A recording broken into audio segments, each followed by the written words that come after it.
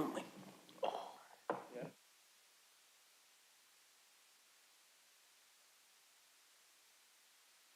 Good evening, everyone.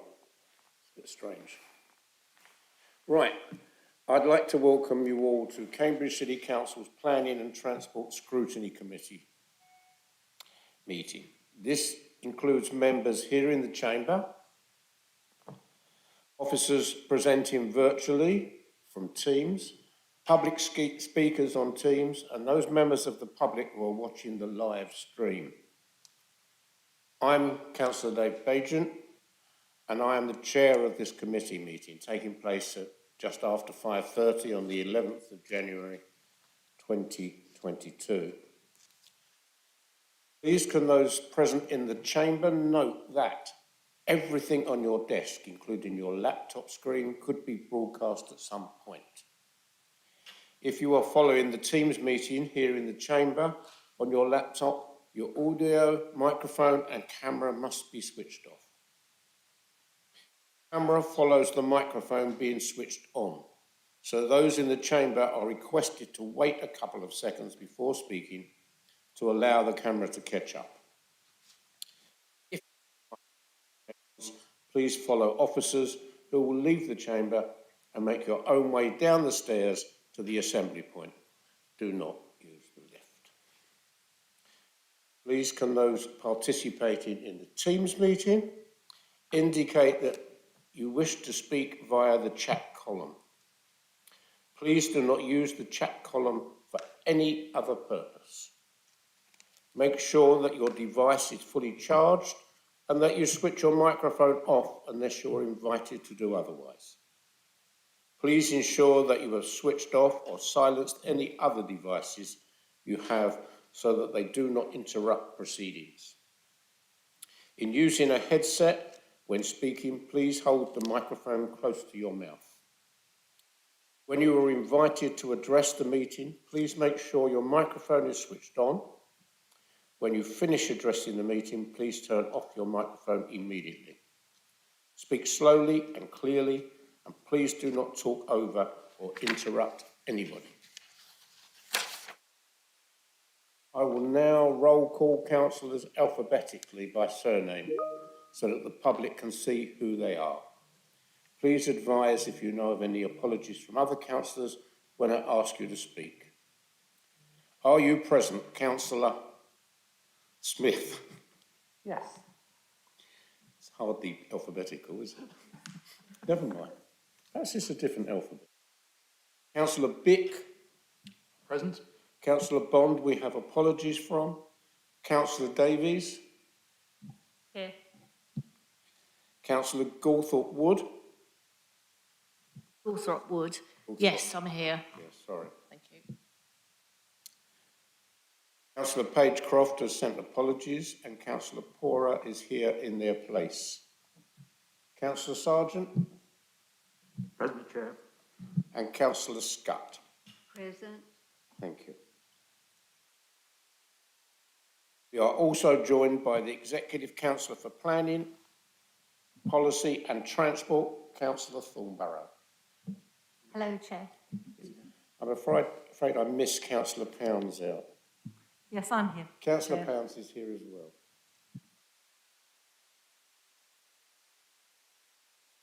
On each agenda item, and after hearing the deliberation of the Scrutiny Committee, if required, it is the responsibility of the Executive Councillor to make a formal decision. The officers permanently at the table for this meeting are Joint Director for Planning and Economic Development, Stephen Kelly,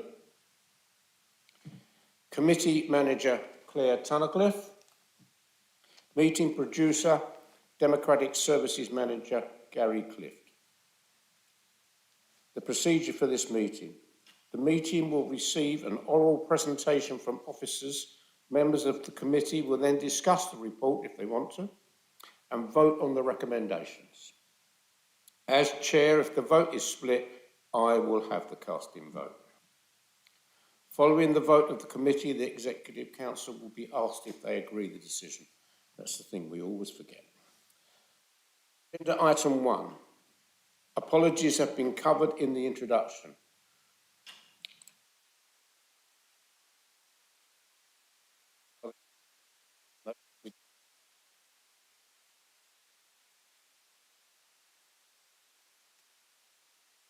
To agenda item 2, please could committee members declare if they have any declarations of interest and identify which agenda item their declaration relates to. Declare that I'm a member of the Cambridge Cycling Campaign. I don't know if there's anybody else who wants to do that. Agenda item 3, minutes. Minutes of the 16th of November 2021 have been submitted to this meeting for approval. If there are any concerns, could members raise them now? Otherwise, they shall be approved as a correct record.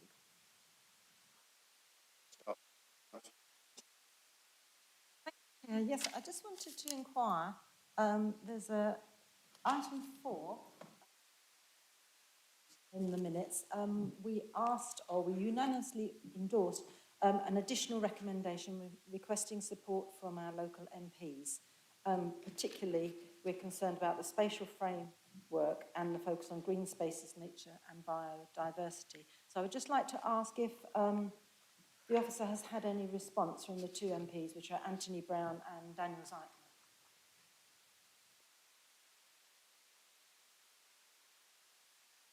Chair, certainly we have written to the MPs, but I'd have to say only recently, so we haven't yet had a response from them on the environment principles. Councillor Sargent. In terms of accuracy, Chair, I believe I was at the last meeting, although... Can we make sure that Councillor Sargent's added to the list of attendees, please? Thank you. And also on the council website as well. Right, okay. Now, we took a matter arising there, but it doesn't matter. So the minutes are going to be approved. Is there any other amendments? Sorry, I was there too. I'm not listed either. I'm positive I was there, because I didn't put in an apology there. Claire, have we got that? Thank you. So with those two amendments, we are accepting the minutes as a correct record, and we've had one matter arising, which has been dealt with. We now move on to agenda item 4, public questions. We have 6 registered speakers. Copies of public speakers' questions, statements have been circulated to all members of the committee in advance of this meeting, and a copy placed on the committee agenda papers on the City Council website. For those public speakers present, you have 3 minutes, followed by a further 2-minute supplementary question. You will be advised when your time has finished by the committee manager, and your question statement be taken in the order of registration. Once you are finished, you are welcome to leave the meeting and watch the meeting on the Council's YouTube channel. For information, all questions, statements and their responses will be minuted. If Councillor Copley is present. Councillor Copley? She's online. She's online. Can you hear me? This computer's often quite quiet. Be silent, Anna, but Happy New Year while you're there. Can you hear me at all? Yes. Oh, you can? Okay, great.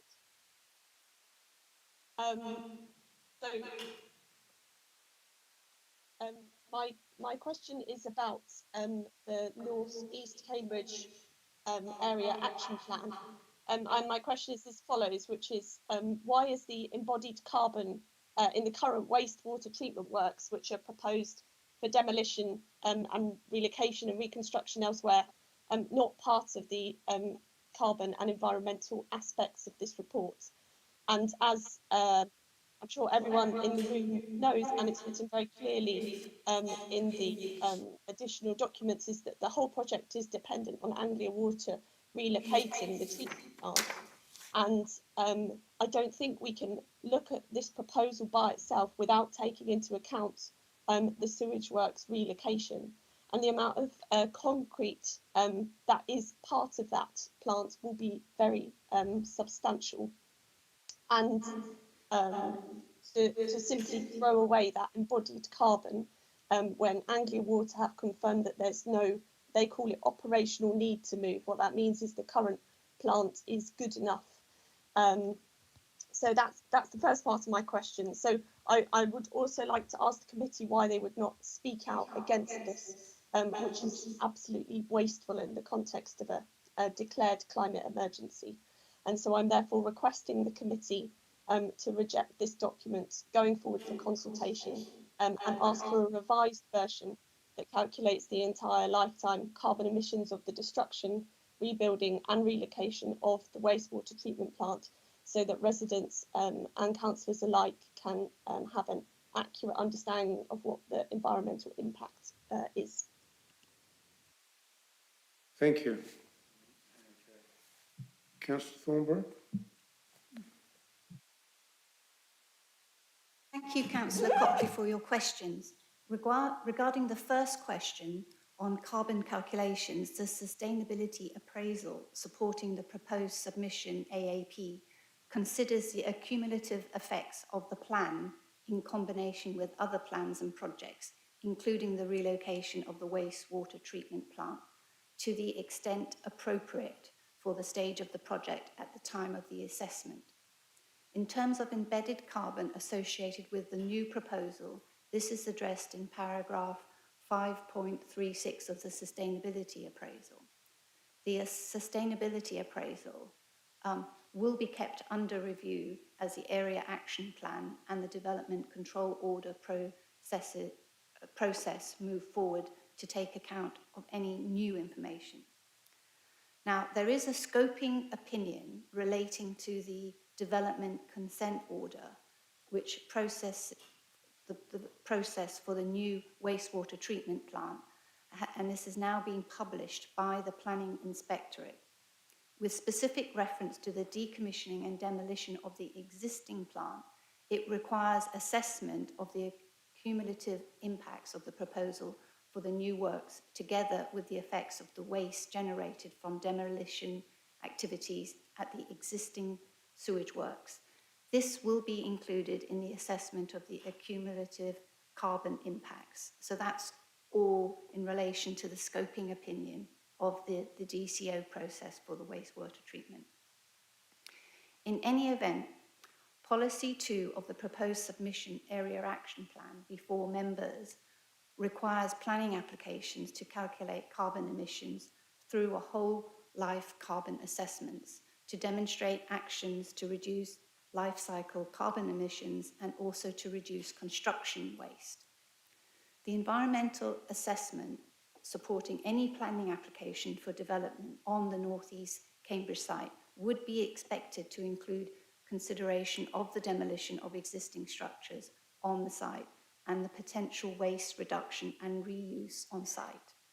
And this would inform the whole life carbon assessments required by the AAP. There are different legal processes involved for the AAP, and the DOC does not mean that there is any reduction in the level of scrutiny for the projects, for the two projects. All matters will be considered in the correct forum and in the correct way, and both are subject to scrutiny from independent planning inspectors before they can be approved. There will be no creative carbon accounting, and any assessment of the viability of the scheme will be made in an open and transparent way, reflecting the commitment expressed in our declaration of a climate emergency.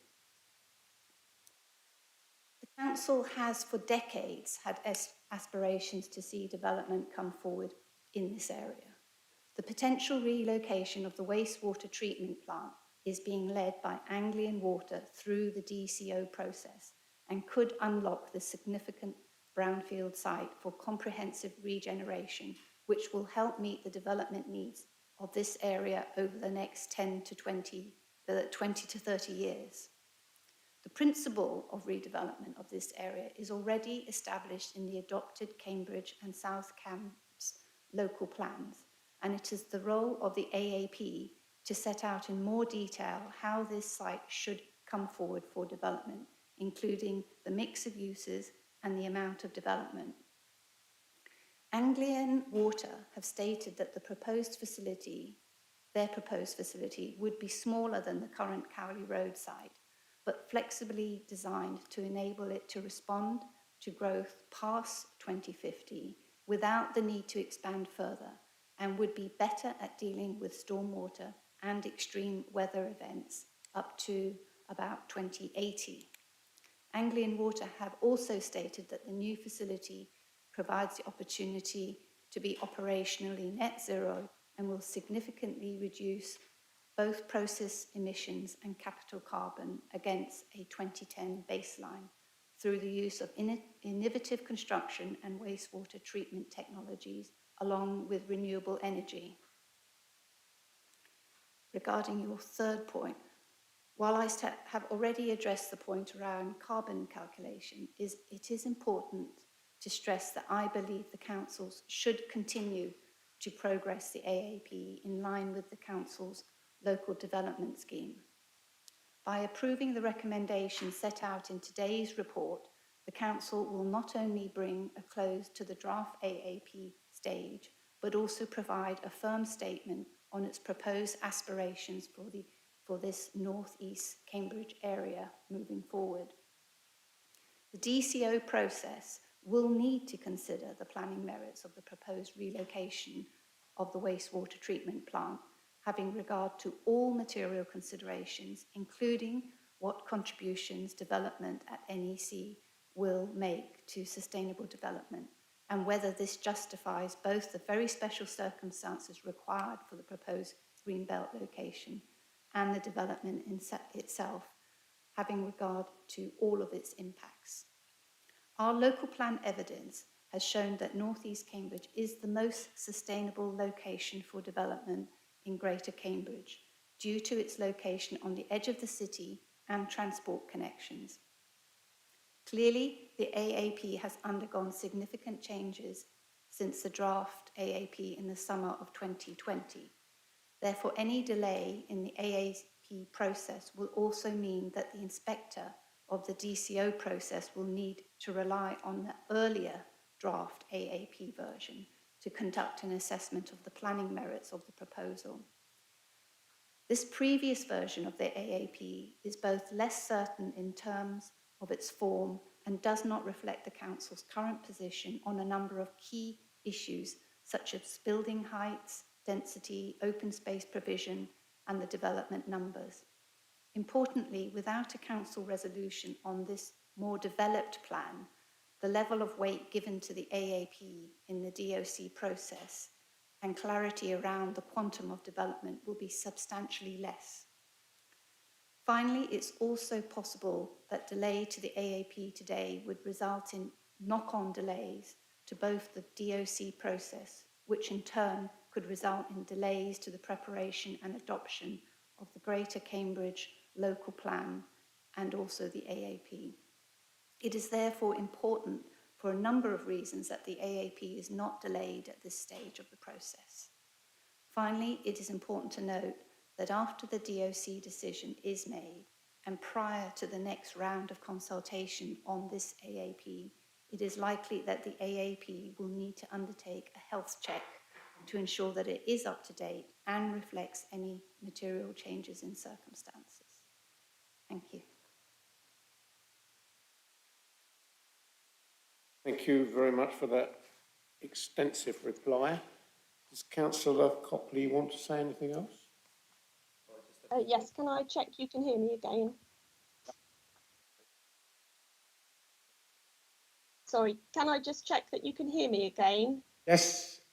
Yes, thank you.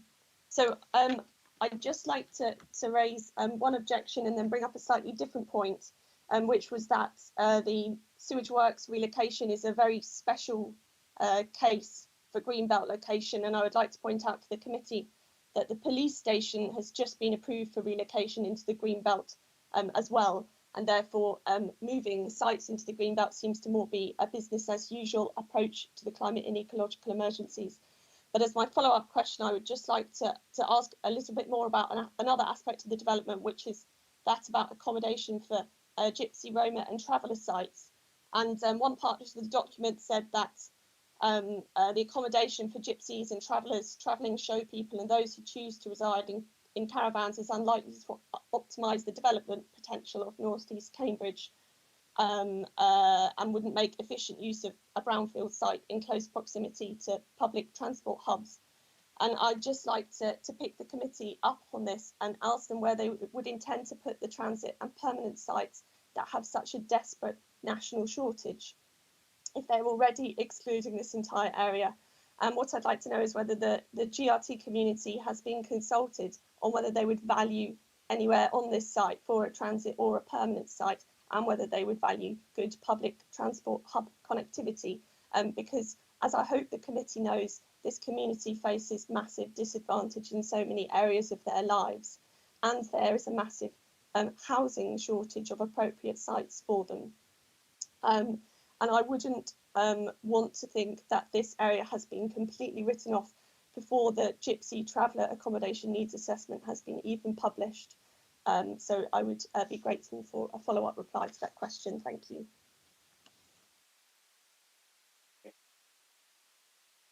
Thank you. Thank you, Councillor Copley. There will be a written reply to this letter, to this question, or to your supplementary. It won't be given this evening. I'm moving on to Margaret Starkey, who has asked a question. I understand Margaret is not present. She has advised she is happy for me to refer to her letter, which I will do, and the Executive Council will have an opportunity to respond. The letter refers to item 8, the North East Cambridge Area Action Plan.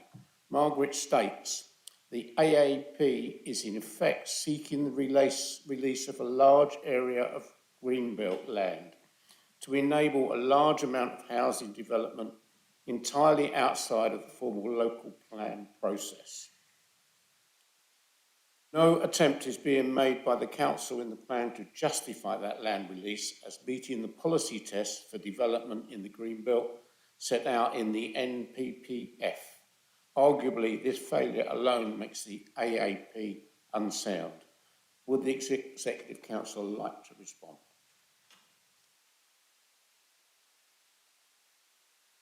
Thank you, Mrs. Starkey, for your statement. I understand that this statement was issued to the South Cambridgeshire Scrutiny and Overview Committee members ahead of its meeting on the 16th of December. My response will be consistent with the one you previously received from Stephen Kelly on the 22nd of December 2021. In response to your first point, the Development Control Order process is an entirely separate statutory planning process from the plan-making process which is being undertaken for the Area Action Plan, and as such it will be determined under different planning legislation. It is therefore not a project or proposal within the scope of the emerging Greater Cambridge Local Plan. Rather, both plans are being prepared on the basis that the wastewater treatment plant will be relocated, but this is not a requirement of either plan. As part of the DCO process to move the plant, the water company will need to respond to the National Planning Policy Framework requirements, including as necessary to demonstrate very special circumstances for development within the Greenbelt. It is not for the Area Action Plan to do this. It is not for the Area Action Plan to demonstrate very special circumstances, as the AAP area does not fall within the Greenbelt, and therefore it is a question that is not relevant to the soundness of the AAP. In response to the second part, as noted previously, the Area Action Plan is predicated on the relocation of the wastewater treatment plant through the separate DCO process. If the DCO process is successful, the plan will seek to maximise the opportunity provided by the relocation of the wastewater treatment plant. It is the proper and legally sound approach for the sustainability appraisal of the AAP to consider the wastewater treatment plant as a separate project under a cumulative effect section of the sustainability appraisal. And therefore, the sustainability appraisal is not deficient in this regard, and the AAP is not unsound on this basis. Thank you very much. Question 2, Diane Fitzmaurice. Welcome once again to the meeting. Are you ready to address the committee? Your 3 minutes will begin when you start, and you will have 2 minutes afterwards for a supplementary. Hello. Hello, good evening. Could I begin by sharing my screen, please? Would that be okay?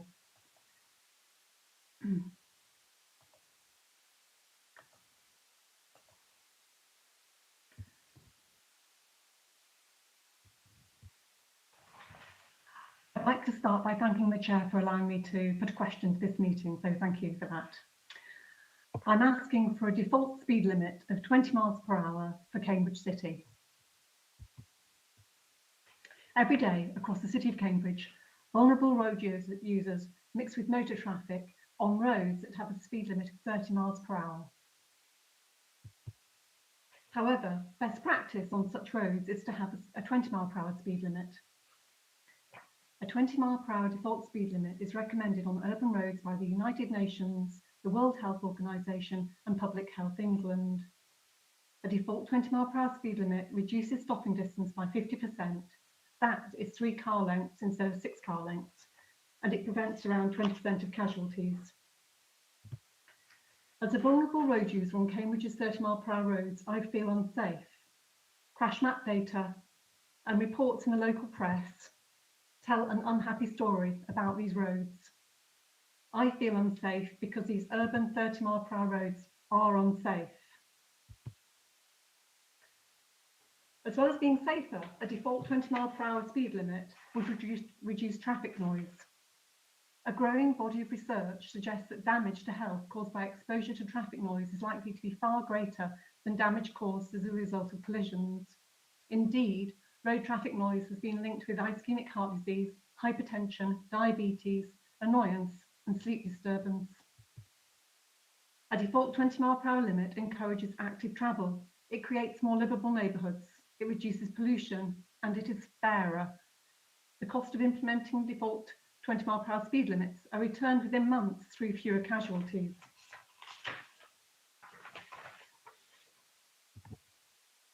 Millions of people in the UK already live in places committed to normalising 20 miles per hour. Many cities are moving towards 20 mile per hour speed limits as normal. By 2023, Wales will have a default 20 mile per hour speed limit. A growing number of Cambridgeshire's towns and town and parish councils are calling for a default 20 mile per hour speed limit in Cambridge's urban and village settlements.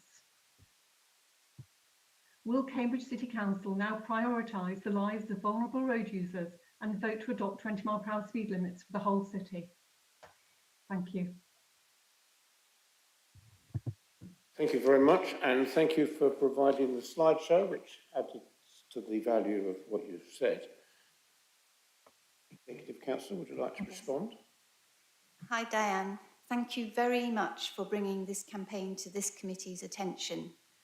Firstly, may I say that Cambridge City Council very much welcomes lower speed limits where appropriate, and indeed between 2012 and 2016 led the introduction of 20 miles an hour controls in most residential and shopping streets across Cambridge.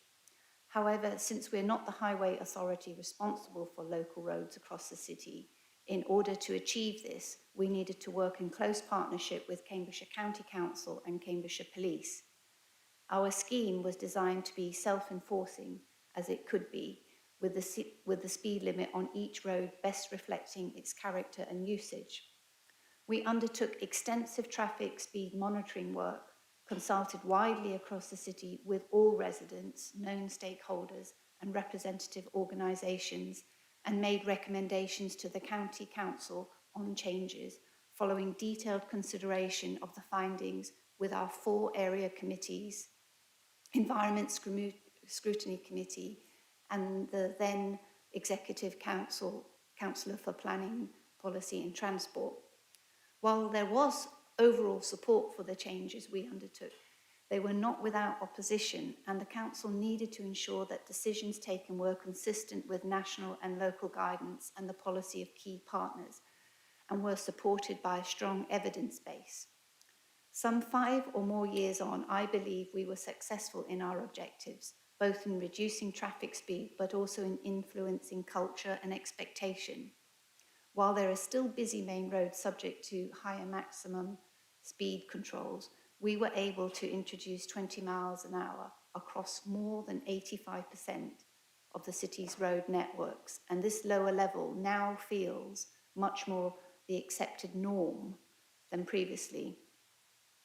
As you may know, the Greater Cambridge Partnership, the delivery agency for the government's City Deal Award for Cambridge, have been consulting with the public on plans to radically transform access to and within the city, with the objective of further driving forward the sustainable and active travel agenda. This work is expected to include a review of road hierarchy and classification, with the potential to consider further reductions in traffic speed controls. The City Council is contributing eagerly to this work and will be encouraging both Greater Cambridgeshire Partnership and the County Council to set speeds consistent with these objectives and the city's needs, both now and those expected in the future.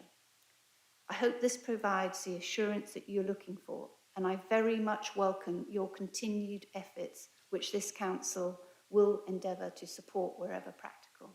Thank you. Thank you very much. Diane, do you have a supplementary question?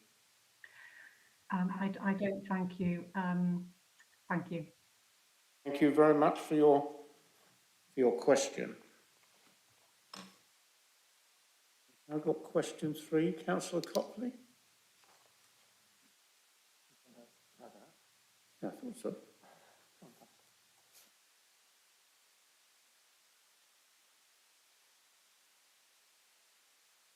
Question 4. James Littlewood, could you please begin your address to the committee when you're ready? You have 3 minutes and 2 minutes as a supplementary. Good evening, everyone. I'm representing Cambridge Past, Present and Future, and I'm also speaking on behalf of Cambridge Sports Lakes Trust, which manages Milton Country Park. My question or statement is in relation to the North East Cambridge AAP. But there are many things to commend about the environmental aspirations for this development, but disappointingly, natural green space is not one of them. The amount of informal green space meets the needs minimum amount required by the council's policies, but 2/3 of this is provided on a business park on the other side of a main road and is not new space. Only 1/3 of the green space is provided in conjunction with the housing, and most of this is provided as linear green space or pockets parks. In other words, small areas of green space that are loomed over by high-rise buildings. There is one large park which we estimate to be around 3 to 4 hectares in size. Figure 20 in your report includes an infographic which aims to compare the amount of open space in the AAP with other Cambridge parks, and the comparison is misleading because the parks which are used for comparison are just that, they are parks. A better comparison will be the main park proposed for the new development, and at between 3 and 4 hectares, this is small in comparison to the other parks, given that it's to cater for 16,000 people.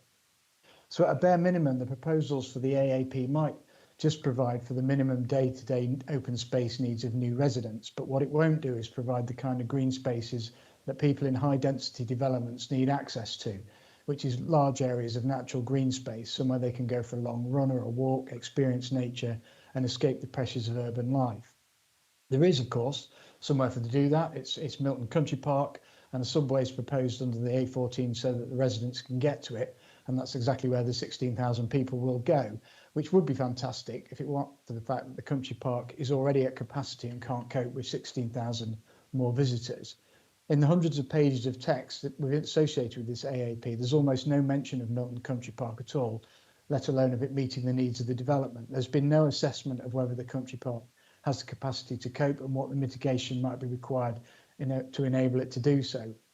And we could see no requirements for Section 106 contributions to support the park to cope, only a rather vague paragraph on page 54 of the Open Spaces and Recreation topic paper. Natural England's accessible natural green space standards would require the development to have a large 100-hectare site of accessible natural green space within 5 kilometres, especially as this development is to be largely car-free, but there isn't one. And to make matters worse, to the north of Cambridge, we'll also see 20,000 people living at Northstoke, 22,000 at Waterbeach. So where will these 58,000 people go to meet their green space needs? The evidence base for the next local plan has highlighted that this area is critical in relation to providing new green infrastructure. Officers have suggested that the funding for that critical green space could be provided through a new requirement in the next local plan. And if that is indeed possible, then it would be very welcome and it would alleviate our concerns. However, as yet, there's no proposal in place for such a scheme, and it would need to be approved by a planning inspector. In short, at this stage, this is an if rather than an agreed solution. And if that does not prove possible, then it would be essential that Section 106 contributions are secured from the North East Cambridge development towards this. So please will the Scrutiny Committee recommend that the AAP is not progressed until there is a commitment within it for development contributions towards mitigating the impacts on Milton Country Park and providing the larger scale green space that will be desperately needed by the future 58,000 residents of this area, either from a new mechanism in the local plan or failing that through a Section 106 contribution. Thank you very much, Chair. Thank you, James. Executive Councillor, would you like to respond? Thank you, James, for your questions. I understand that these questions were presented by yourself to the South Cambridgeshire District Council Cabinet meeting yesterday regarding this item. Therefore, my response will be consistent with the one you received previously from the lead member for planning at South Cambridgeshire District Council. I'm pleased to note your commendation of the environmental aspirations of this NEC plan. However, I note your disappointment regarding the provision of natural green space and hope that today's response will go some way to alleviating your concerns in that regard. The AAP requires developments to bring forward 27.6 hectares of new informal and children's play area across the area, which is equivalent to around 34.5 football pitches, or around 3 times the size of Parker's Piece. In combination with the existing open space at NEC, including existing and enhanced spaces on the employment parks, the plan will therefore meet the informal and children's play space requirements in the adopted local plan on site, meaning all residents will have access to open space within 5 minutes walk of their homes for day-to-day informal recreation and access within the NEC to a range of different types of space for people to enjoy. Some of the proposed open space areas are substantial in size, and altogether the open spaces of NEC account for an area comparable with Milton Country Park. The new large space is 4.1 hectares over 10 acres, which is around the same size as Christ Piece or 5 football pitches. Similarly, the main linear park is between 70 and 100 metres wide, which is the length of a football pitch, and it is over 1.3 kilometres long. As required by the AAP, a landscape-led approach to designing these spaces will ensure that there will be opportunities for individuals and families, residents and workers to go for walks, run, play and experience nature on their doorstep, including the spaces in the business parks. Set out in policy BGGI, Green Infrastructure, in the first proposals of the emerging Greater Cambridge Local Plan, the councils are also seeking to bring forward new strategic green spaces in addition to development. The nearest area identified to North East Cambridge lies immediately north of the A14 between the top of Cambridge, Waterbeach, Newtown and Northstowe, identified in the first proposal policy maps as Area 6, North Cambridge Green Space. This area could provide new opportunities for open space to serve not only these developments, but also existing communities. These wider proposals fall outside the AAP area, and due to their more strategic role, will be considered further as the Council prepares the Greater Cambridge Local Plan. Policy 8 of the Area Action Plan already requires the planning obligation S106 agreements or conditions will be applied to ensure the delivery of on and off-site provision of open space, linked and effectively phased to the delivery of the new homes. Therefore, the AAP already proposes to seek contributions towards off-site open space provision where it is necessary to support the development, whilst noting the lapsed planning application for the extension to Milton Park. Earmarking such contributions solely to that project would, at this stage, not be sensible, given that the delivery of that additional open space area for formal sports is not, at this stage, assured. Instead, through the AAP proposed policy, there will remain scope to invest in to deliver new off-site infrastructure and serve this and other communities' formal open space needs. Thank you. Thank you. James, do you have a supplementary question? I do, which is also the one I gave to South Cam's cabinet, which is to say, although I welcome that, so although I welcome what Katie has said, the wording around the section 106, it does imply that each development will need to make the case for those section 106 contributions. And whilst I have confidence that the land that's owned by the councils in this scheme won't be an issue, I can see us having a battle with some of the other landowners in order to secure those section 106 contributions. And I would have liked the section 106 contribution statement to be a little bit clearer about mitigating the impacts on Milton Country Park. Thank you, Chair. Thank you. You'll receive a written reply from the Executive Council.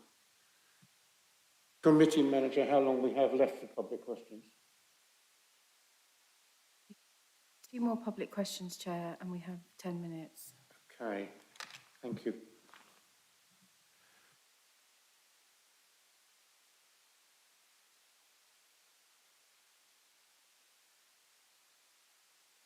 Andrew Martin, are you ready to speak to us for 3 minutes? Yes, I'm happy to do that. Just trying to, there we are. Can you hear me?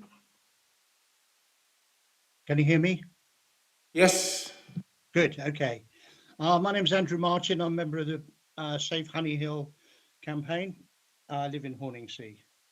The very hidden consequence of NECAP is the destruction of a large area of greenbelt at Honey Hill. It's a bit ironic, really, that we're all talking about open spaces, green spaces, and all that. And yet this development and this potential move of the the sewage works to there will result in 1 million tons of concrete being poured onto this site, and digesters of 20 meters high will be put on this position. It is a fantastic area. I use it for walking my dogs, cycling, and people ride horses around there. It's a very tranquil part, and it's only 4 miles from Cambridge. So we're here talking about green space and open space, and here we're doing a great disservice by planning to actually destroy it. I think it's an absolute disgrace, really. Now, the problem here is that this has been defined, this space, by Anglian Water, who are totally unrepresentative of anyone in Cambridge. They are a private company who only represent their shareholders. No one has ever voted to build on this site at Honey Hill, and therefore it's an absolute disgrace that we're going ahead with this. Although the green belt is outside the country, the council boundary, it is an amenity for people of the city of Cambridge. It forms an important entry to the city with views to the area from River Cam corridor, and is part of the Wicken Fen vision, which would have been a great asset to Cambridge, and also a public amenity which is now going to be interfered with. There probably will be a Wicken Fen village vision, but it will be affected by the fact that these huge digesters will be destroying the view and the amenity of the area. NECAP and the local plan deal with the long-term vision for Cambridge by not allowing this loss of greenbelt to be discussed at the same time as evaluating NECAP? How can you claim to be looking after the future of Cambridge? Thank you. Thank you very much. We have one more question after you, so I've asked the Executive Council to shorten her response to you so that we can get the other person in and she'll be writing to you accordingly. Thank you, Katie. Thank you, Mr. Martin, for your question. As mentioned in response to the previous question, the development control order process is an entirely separate statutory planning process from the plan-making process which is being undertaken in relation to the Area Action Plan. And as such, it will be determined under different planning legislation. It is therefore not a project or proposal within the scope of the emerging Greater Cambridge Local Plan or this AAP. Rather, both plans are being prepared on the basis that the wastewater treatment plant will be relocated, but this is not an aspect that either plan has any control over. As part of the development control order application, the water company will need to respond to the national planning policy frame requirements, including, as necessary, to demonstrate very special circumstances for development within the Greenbelt. Thank you. Thank you very much. Andrew, do you have a supplementary? No, that's the answer. That's the answer I expected, which I don't agree with. But yeah. Okay. Thank you very much for coming and speaking to us. Thank you. Okay, Jenny, are you there? Yeah. Can you hear me as yet? Yes. You've got 3 minutes. Thank you. I'm going to go as speedy as I can. So this is in relation to agenda item 8 in support of a postponement and agreement of the proposed submission of NECAP. National planning policy requires developing local plans to be flexible to accommodate changes in circumstances. It is also a requirement that all reasonable alternatives have been identified and considered, that the plans are achievable and reflect national and local planning policies. NECAP has now been incorporated into the emerging local plan. However, the outcome of the public consultation is yet to be published. During the consultation phase, much was raised in the media about the housing and employment growth target in the context of sustainability, such as water, and the impact on existing communities and the housing requirement, given the longer term impacts of COVID, etc., etc. Growth and delivery targets may yet be changed. A reduction from the medium plus growth option to medium alone would reduce the additional housing allocation requirement, which is in the order of 11,000 by 2,500 homes, and would have a significant impact on the new site allocations in the emerging local plan, including the 4,000 allocated NECAP in the plan period. It also remains to be seen if the 10% buffer is required, which is accounting for as much as 4,500 of that 11,000 new allocations. Greater Cambridge Shared Planning Services have asserted that neither the emerging local plan nor NECAP require the relocation of the waterworks, though both plans are being prepared on the basis that the wastewater treatment plant will be relocated. It is important Cambridge City Council remains open to alternatives and does not commit to plans earlier than necessary. The public consultation of NECAP Reg 19 is not scheduled for a further 2 years. An employment-based development in the order of 15,000 jobs is still an option for North East Cambridge, as was established in the existing local plan without the removal of the plant. Waterbeach, new transport network, providing useful, sustainable transport. Moving on, I'm going to be as brief as I can. Anglian Water's DCO application as meant by the letter of planning law, NECAP and the relocation are independent, however they're inextricably linked. AW are only pursuing an alternative site in order to enable joint councils to build houses on the site they currently operate from. There is no operational requirement for AW to relocate.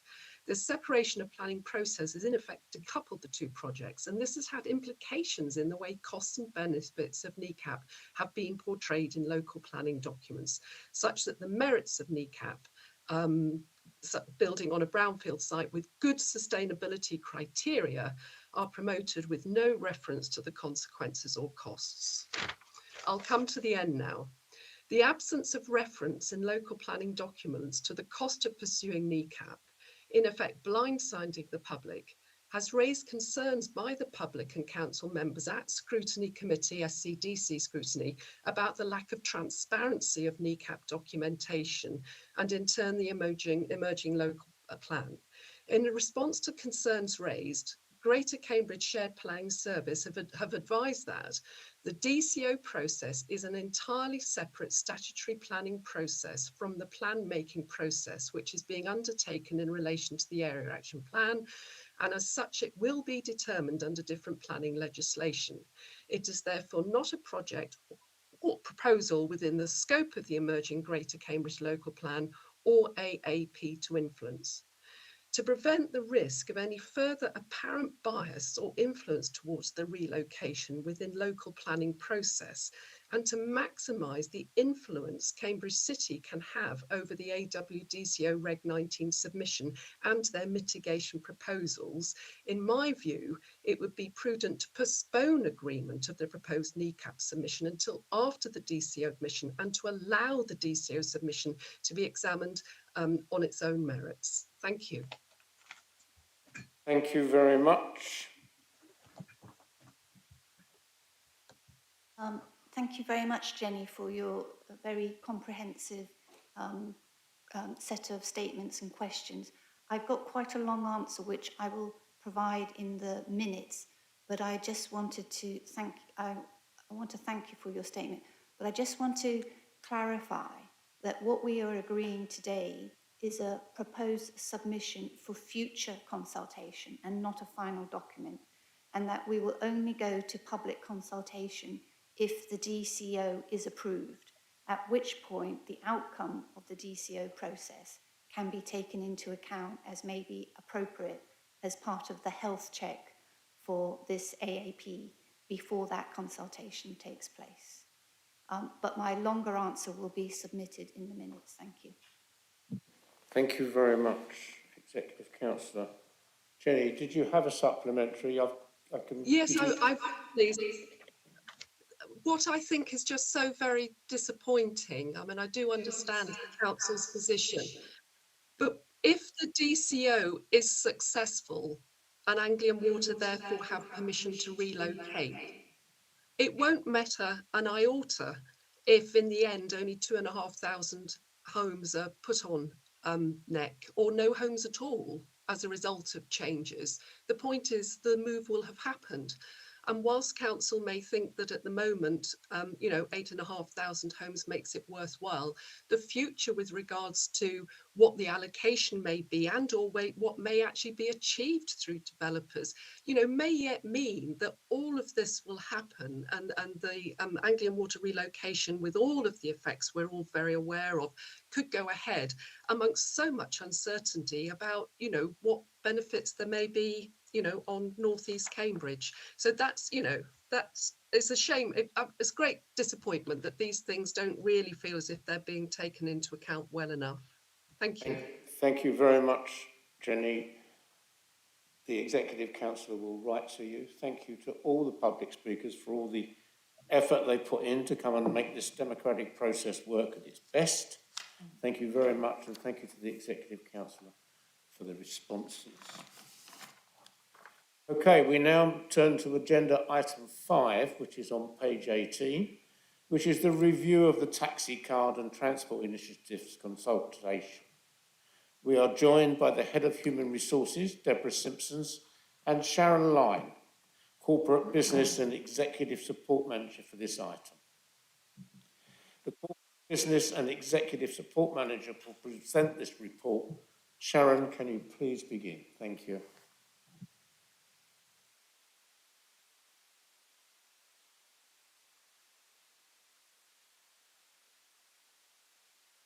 Thank you. Okay, so I'd like to introduce this report, which follows on from the report presented to committee in June on the review of taxi card and transport initiatives and the survey since carried out with existing taxi card members.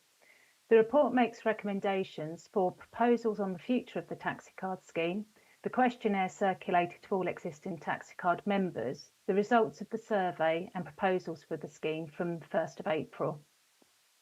Proposals to continue to support Cambridge Dial-a-Ride in the form of a grant agreement for the next financial year, and to approve a review of the level of funding in future years. And finally, proposals to continue to fund the Stagecoach City 2 and 3 services and Star Cab's 114 Saturday service for the next financial year, and to stop funding the City 1 night bus from the 1st of April. And to agree that the services and subsidies should be considered as part of the wider bus service improvements being managed by the Greater Cambridge Partnership and the Cambridgeshire and Peterborough Combined Authority. We have received a public question about point 3.2 of the report relating to bus subsidies and an error in the way the times were presented for the City 2 and 3 services, which should have displayed both from and to operation times on a 24-hour clock. A further question was raised around the operating times of the City 3 service, and there are buses running at other times that are run as commercial services. Details are set out in the report, but I'm happy to answer any questions. Thank you.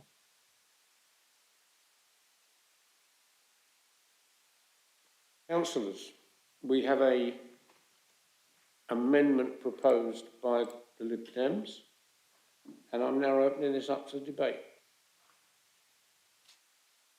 Yes, Katie. Would you like me to speak to the amendment, Chair? Yes, please do. Thank you very much. Councillor Vick and I, in order to save time, we'll share the speech between us about the two different parts of the amendment, if you'd like us to do that, take them together. One about the bus and one about the taxi cards. Yes. So the first amendment we've proposed, as you see, is recommendation 1, where we've been looking at the review of the taxi card. So when this originally came, I think under Councillor Massey, one of the issues raised was that we weren't spending the whole budget. So the idea was to reduce it to see what happened, and that's completely understandable. However, there does seem to be a bit of a disconnect now between the information in the report from users and what we're actually proposing, which is why we wanted to defer this for a little more information. So if we look at the report, the impact of these changes is actually showing that a third of previous scheme users would need more than the vouchers we're now going to provide, and a third on the new scheme as well. This doesn't appear to be directly addressed in the report, and it does show that significant numbers of users may run out of vouchers. And this wasn't, I think, something that we as a committee anticipated, I think, when it originally came, best part of a year ago. When it was considered, it was made on the assumption that the low usage was because nobody was using all of their vouchers and that there wouldn't be harm to users. But this survey suggests different. And we support in general the changes to having different voucher denominations, the dial-a-ride support, and using more than one voucher per journey. That's very sensible. But I notice if you look on page 45, it says that users are now conserving vouchers to try and use them for longer. And 2/3 of users say on page 46 that they are now very likely to use them all. So this to me is a new finding, and I'd quite like it to be fully considered because it doesn't necessarily support the blanket reduction to 150 and the decision not to issue any more vouchers.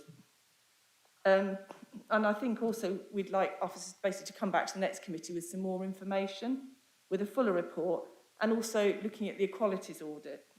The equalities audit, which is on page 57, it does state this is a minor change, but again, there seems to be a slight disconnect because the amount of money has been substantially reduced, and this isn't actually referred to in the audit. It seems to have been set up to look at the scheme generally, which is obviously a good thing for vulnerable users because it's helping those with mobility difficulties and on low incomes. But it doesn't address the fact that we've more than halved the money, and some users, according to the survey, may now run out. So we were aware that reducing the financial offer is going to impact on those with protected characteristics, and we would like to see this added into the audit so that we can review it at the next meeting. Users of this service are obviously, by definition, often the most vulnerable in our communities, and they will have intersecting needs, not only relating to health and disabilities that obviously make them eligible for this scheme. So my feeling is the original intention from Councillor Massey and obviously now Councillor Thornborough was that we were reducing the money because people weren't using it, but the report is showing us something slightly different, which is why we're asking to defer this to get more information, just so that we can be sure when we make this decision that the poorest in our community are not going to miss out by not being able to get to their doctor's appointments, and also to look at it in the light of hopefully things going slightly back to normal after COVID, where we know that there will have been a reduction in usage anyway. Thank you. I'll pass over to Councillor Bick now, who will talk about the other amendment about the bus, City Bus 1. Chair, I'll do that if you wish, but it just might make more sense in terms of the discussion if we dealt with the discussion about the taxi card issue first, because it's not really connected with the bus subsidy issue. And I can speak on that when we've done the first. That sounds like a very good idea. Is there anybody else who wants to talk about the taxi cards? Right. Right. Executive Council. Could I just address one of the points that Councillor Porra was making? Please do. Yeah.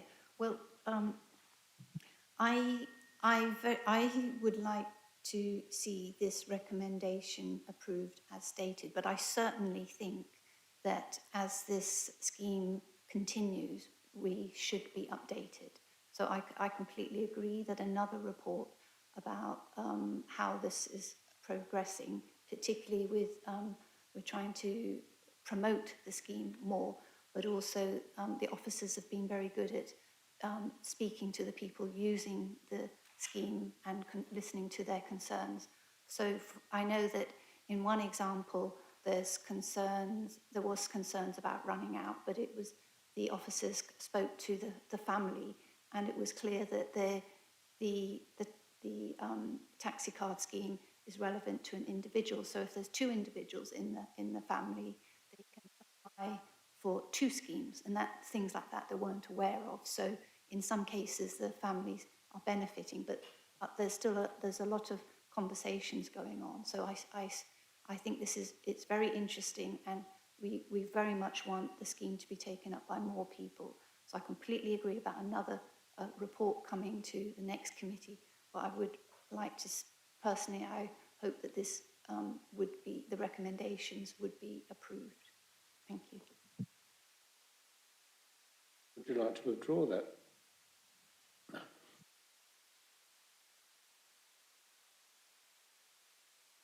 Okay, thank you, Chair. I suppose my concern is if we agree it today, the budget is reduced. Therefore, it gets much more difficult to up it in the future. And I'm also concerned about the equalities audit because it hasn't been done on the grounds of a reduction. I'm not, we may still approve it with an equalities audit that says that, but at the moment, if you look particularly at section J, it says this is a good thing. It makes no mention of the fact the equalities audit should be about the reduction, not about the scheme per se. I understand, this has been going for a while, it's crossed various executive councils, so it's not, I just want to make sure we make the right decision, because my understanding is from officers that if we agree this today, then the budget is taken away. So the option of increasing it becomes more difficult. So I would like to maintain my request for this amendment. Thank you. Thank you. Councillor Bick. Yes, Chair, I'd like to also support this proposition from Councillor Porra. I mean, I think if we wind this, it's been an unfortunately elongated story with repeated sort of bits of it coming over a period of time. But as I recall, the original inspiration for this review at all was the fact that we were providing a sum of money in our budget for the benefit of people who would be eligible to this sort of scheme. We're disappointed by the fact that that wasn't being utilised, and we're keen to ensure we got maximum benefit for the money that we were setting aside for it. I think that if that is the case, then you look back from where we are now and you wonder what on earth we're actually doing, because we're giving with one hand and taking away with another. We're giving some flexibility in the use of the actual vouchers, but we are taking away the actual value of vouchers we're giving, putting at people's disposal. And so I fail to see how this is a logical response to the original objective of getting better value for people out of these vouchers.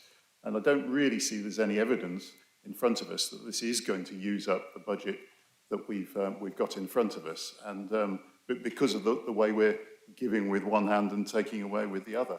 And I just think it's a great pity that we appear to have lost our way amidst all of this, all of these sort of iterative reports along the path.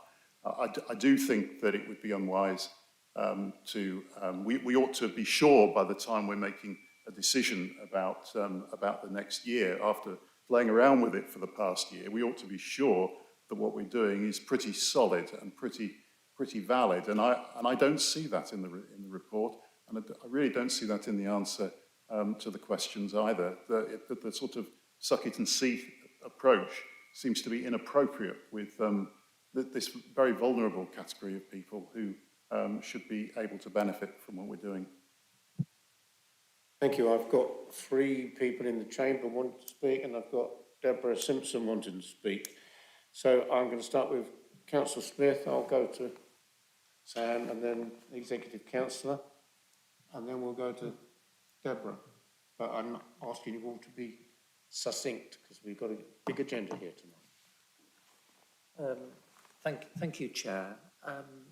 I noticed the discrepancy as well. But if you looked at top of page 20, and I'm hoping that the officers can help us with this particular point. From April to September, this is all 340 members received 50 vouchers. This would equate to 17,000 vouchers each at 380, totaling £64,000. But from the records of this period, only 4,589 of the estimated 17,000 vouchers were used, equivalent to 27%, £17,000. So although we have people in the survey saying they think they're going to use up all of their vouchers, it's clear that globally, not all the vouchers are going to be taken up. So there seems to be sufficient funds within the budget to accommodate the requirement. And therefore I'm confused as to why we have this motion, but it seems to be going to be able to operate quite well, and particularly given Councillor Thornborough's positive response, Katie, that we'll keep this under review because, believe you me, we're equally sensitive to the needs of this vulnerable group, and particularly when we see that they're using these vouchers for hospital visits, doctor's visits, and weekly shopping. So I'd like the clarification about what is the real problem here. I think we'll take that clarification when the officer speaks. Councillor Davies. Thank you.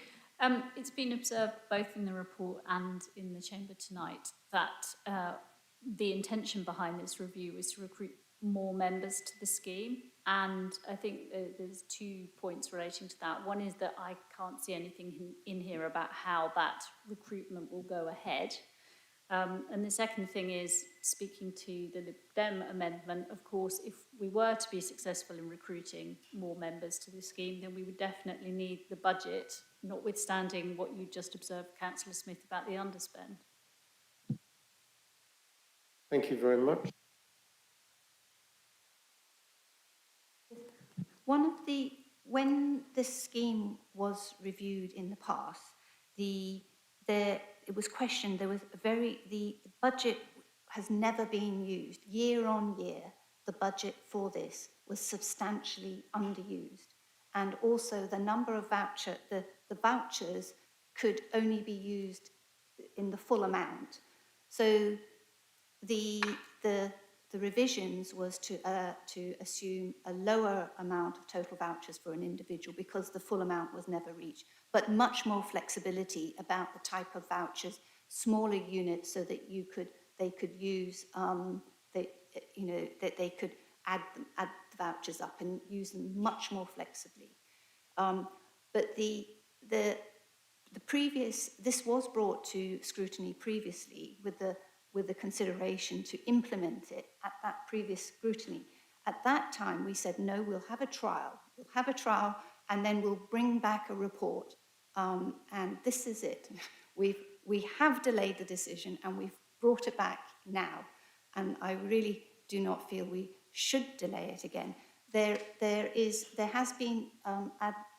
officers have worked quite hard to advertise this, but it's in the nature, this difficult period of the pandemic. We've advertised it in Cambridge Matters and other ways to get the message out. We need to continue to do that, but the officer's been working very hard on this. Thank you. Thank you, Katie. Deborah, would you like to speak now? Can you take the question from Councillor Smith at the same time? The point I wanted to make was that the proposal is not to cut the budget for TaxiCard. We are proposing to continue within the existing budget. So the value of the vouchers paid is proposed to change, not the budget that's available for TaxiCard. And I just wanted to clarify that point. Apologies, Councillor Smith's question related to promoting the scheme. And we have done significant work to promote it through Community Matters, through Open Door, and we're certainly promoting it through existing TaxiCard users. There has been a small increase, but we will continue to take opportunities to promote the scheme. Thank you very much. I think I'd like now, if there's no more speakers, thank you. Katie?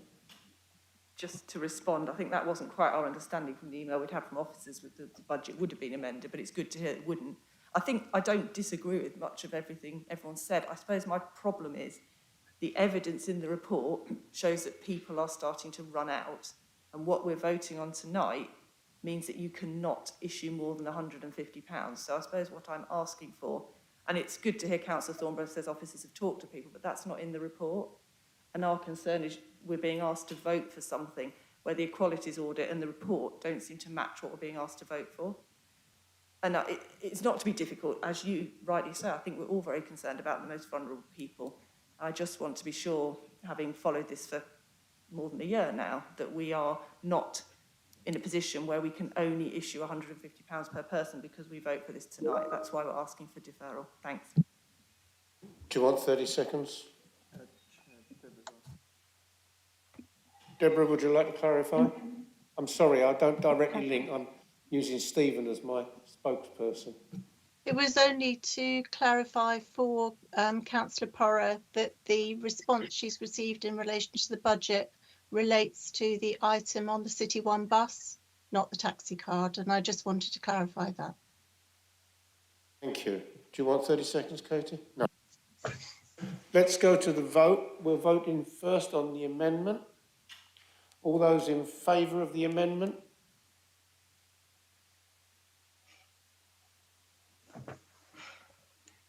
That's 3. All those against? So the amendment falls. So we'll go back to the substantive recommendation. All those in favour?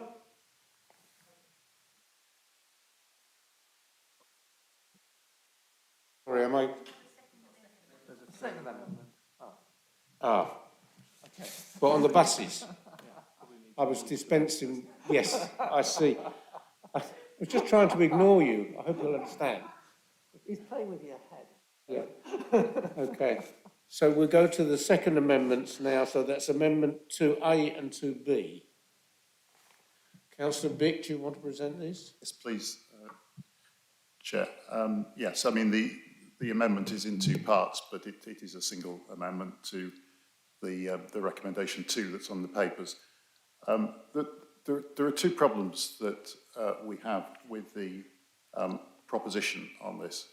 The first is that it is inconceivable to us that we have any obligation at all as a council to pay a subsidy to a service that wasn't run. I'm very sorry to Stagecoach about the circumstances, but I would like to see and have the chance to go through a contract which tells us we have to pay for something that doesn't happen.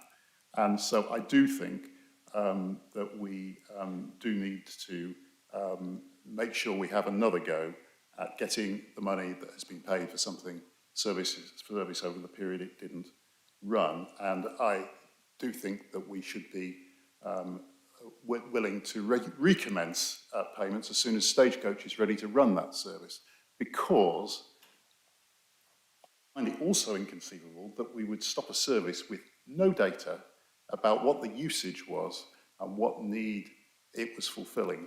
At the time the council undertook the provision of this subsidy, it was to preserve a service which was of value to people but otherwise wouldn't be provided. To judge this on the basis of a period over which the service wasn't even provided, whether people wanted it or not, with no other data about the usage before that, it simply doesn't make sense to me. And I think that it's not to say that when we've got that information, that it might be the right thing to discontinue the subsidy. I don't think we should be in favour of subsidies in absolutely every circumstance for the sake of it. But I do think that as a council that likes to take decisions on the basis of data, then we need to have that first before just sort of rescinding what we've undertaken. And I think by the time we get to that stage, we would need proper data. Like there is no, as far as I found in this report, there is no information about even the cost of this subsidy. I just think that we don't have enough in front of us to make a proper decision one way or the other, and that's the reason for the amendment. And I would have thought it would be possible to bring this back in at some point when we do have that data, and I would certainly advocate doing so, but I just feel very, very uncomfortable about it just disappearing because it happens not to exist at the moment. Thank you very much. Councillor Katie? Thank you, Councillor Bick. We do not want to spend money when we're not getting anything for it. And we have written and contacted Stagecoach about the payments and asked for, we would like the money back, or we would like credit for what's been happened, the payments over during the pandemic. And that will continue. But I have had the data of the usage beforehand. And, well, why didn't you ask for it before this meeting? Anyway, well, there is data about the usage beforehand, and that can certainly be passed to you. And that was on the basis of the number for the bus. But also it's also to do with the discussions with Stagecoach about that route now and not reinstating it. We have to find savings in the council. We can absolutely not spend money where we do not have a service, and there is no likelihood of it happening in the near future. And that is why it's proposed for this one service to not continue. But the combined authority are having a review of buses. Really, when this is kind of a historic situation where the Cambridge City felt it was very important to subsidise routes that were needed, and we've been talking to the councillors of those wards, understand how it has helped and where it's been necessary. So where the routes were going to be reduced, that's why we put in and agreed the subsidies to keep routes going. Really, the combined authority in their review, needs to take on these routes in full, and that's what we'll be pushing for. Thank you very much, Councillor Thornborough. Vic? I really think this committee is being treated rather badly by Councillor Thornborough. If data exists, it should be in this report. Data was requested last week and was not provided. It was not available, we were informed. But I mean, you can give me what you like after this meeting, but I'm not supporting something that I haven't seen the data for before I do so. And that is kind of the democratic process ought to be working that way. I have no knowledge of what's in that data, and I'm not prepared to act on it until I've seen it. The question about the recovery of money, because I think we both agree that it's not right that we pay for something we're not getting. The council should be getting that money back. And I have not pursued this on the basis of why we didn't stop paying the money the moment the service was stopped. And perhaps the council should have noticed and stopped it at that point. But that is water under the bridge at this stage, so it's hardly worth arguing about. But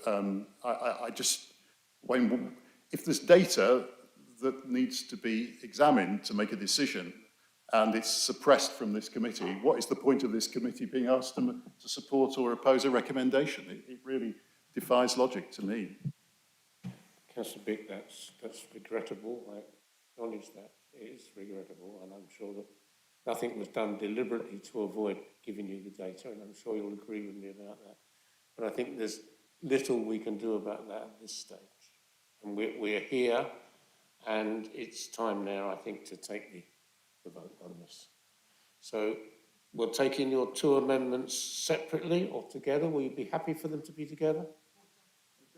Right, oh, 2A and 2B, sorry. It's all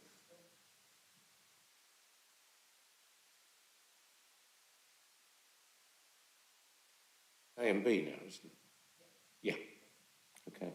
So all those in favour of the amendments, please show. 3 votes, Chair. Thank you very much. All those against the amendments? Votes, Chair. Thank you. I'm afraid the amendments fall. All those in favour of this substantive recommendation, please show. Votes, Chair. Those against? 3 votes. 3. The substantive recommendation is carried. Councillor Thornborough, will you? Yes, I accept the recommendation, the votes and recommendation. Thank you. As the next thing is going to be quite an extensive thing, I'm going to give a 5-minute break, or 4 minutes. Can we just be quick for those people that might want to just walk around a little bit before we carry on? But as soon as you get back in the chamber, we'll start, and we will start in 5 minutes' time, which is 4 minutes past 7.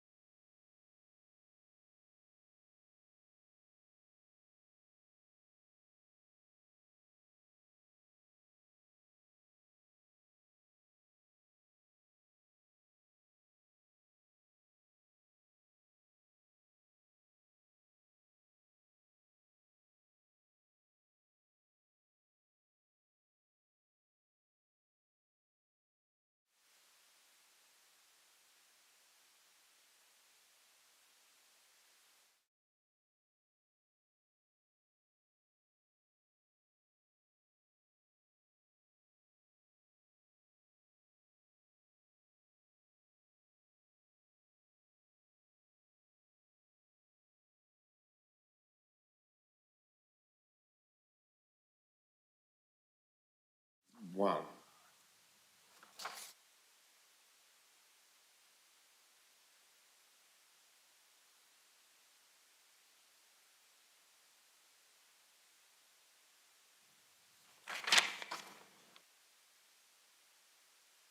So the presenting officers are Mark Dees, Senior Planning Officer, and Jenny Nuttingcombe, Principal Planning Officer. Mark, I understand that you're introducing the item and Jenny will also take over. Can you please start now? Thank you. Sorry for the mumbling around there a bit. Thank you. That's all right. Good evening, Chair. Yes, I'm going to give you a short introduction and then myself and Jenny will share any questions you've got. So very briefly, I just want to do two things. I want to remind you what the AMR is all about. And then secondly, I want to just give you a very quick summary of what I think some of the key highlights are from the AMR. I'm conscious that the AMR is about 50 pages long and it's got another 250 pages of appendices. So I don't plan to summarize the whole thing. I just want to give you a very quick précis and leave as much time as possible for you to discuss the bits which are of most interest to yourselves. So the purpose of the AMR really is to set out the Council's progress in producing new planning policy documents and to monitor progress in implementing its current planning policies. So this AMR will cover the period 1st of April to 2020 to the 31st of March 2021, but it does include some commentary beyond this period where considered appropriate. It covers both the Cambridge and South Cambridgeshire local plans together with the 4 area of action plans for the area. And those of you familiar with previous AMRs will see that it follows a very standard structure, with the exception that this year we've included a new Appendix 3, which sets out the benefits we are delivering for local communities through Section 106 contributions. So in terms of the highlights, I think perhaps the single biggest headline figure that I would pull out is that in the last monitoring year, there were 1,752 housing completions in Greater Cambridge. This figure is above the required rate for the 4th time in the last 5 years. The Cambridge share of that at 417 is relatively small, about a quarter, but that was still above the housing trajectory expectation for Cambridge and simply reflects the spatial strategy that we're pursuing, where we are seeing Cambridge fringe sites move out from Cambridge locations into South Cambridgeshire locations and the increasing focus on new settlements in South Cambridgeshire. Worth noting as well that alongside the 417 completions in Cambridge, there were a further 1,425 dwellings that were permitted in Cambridge during the monitoring year.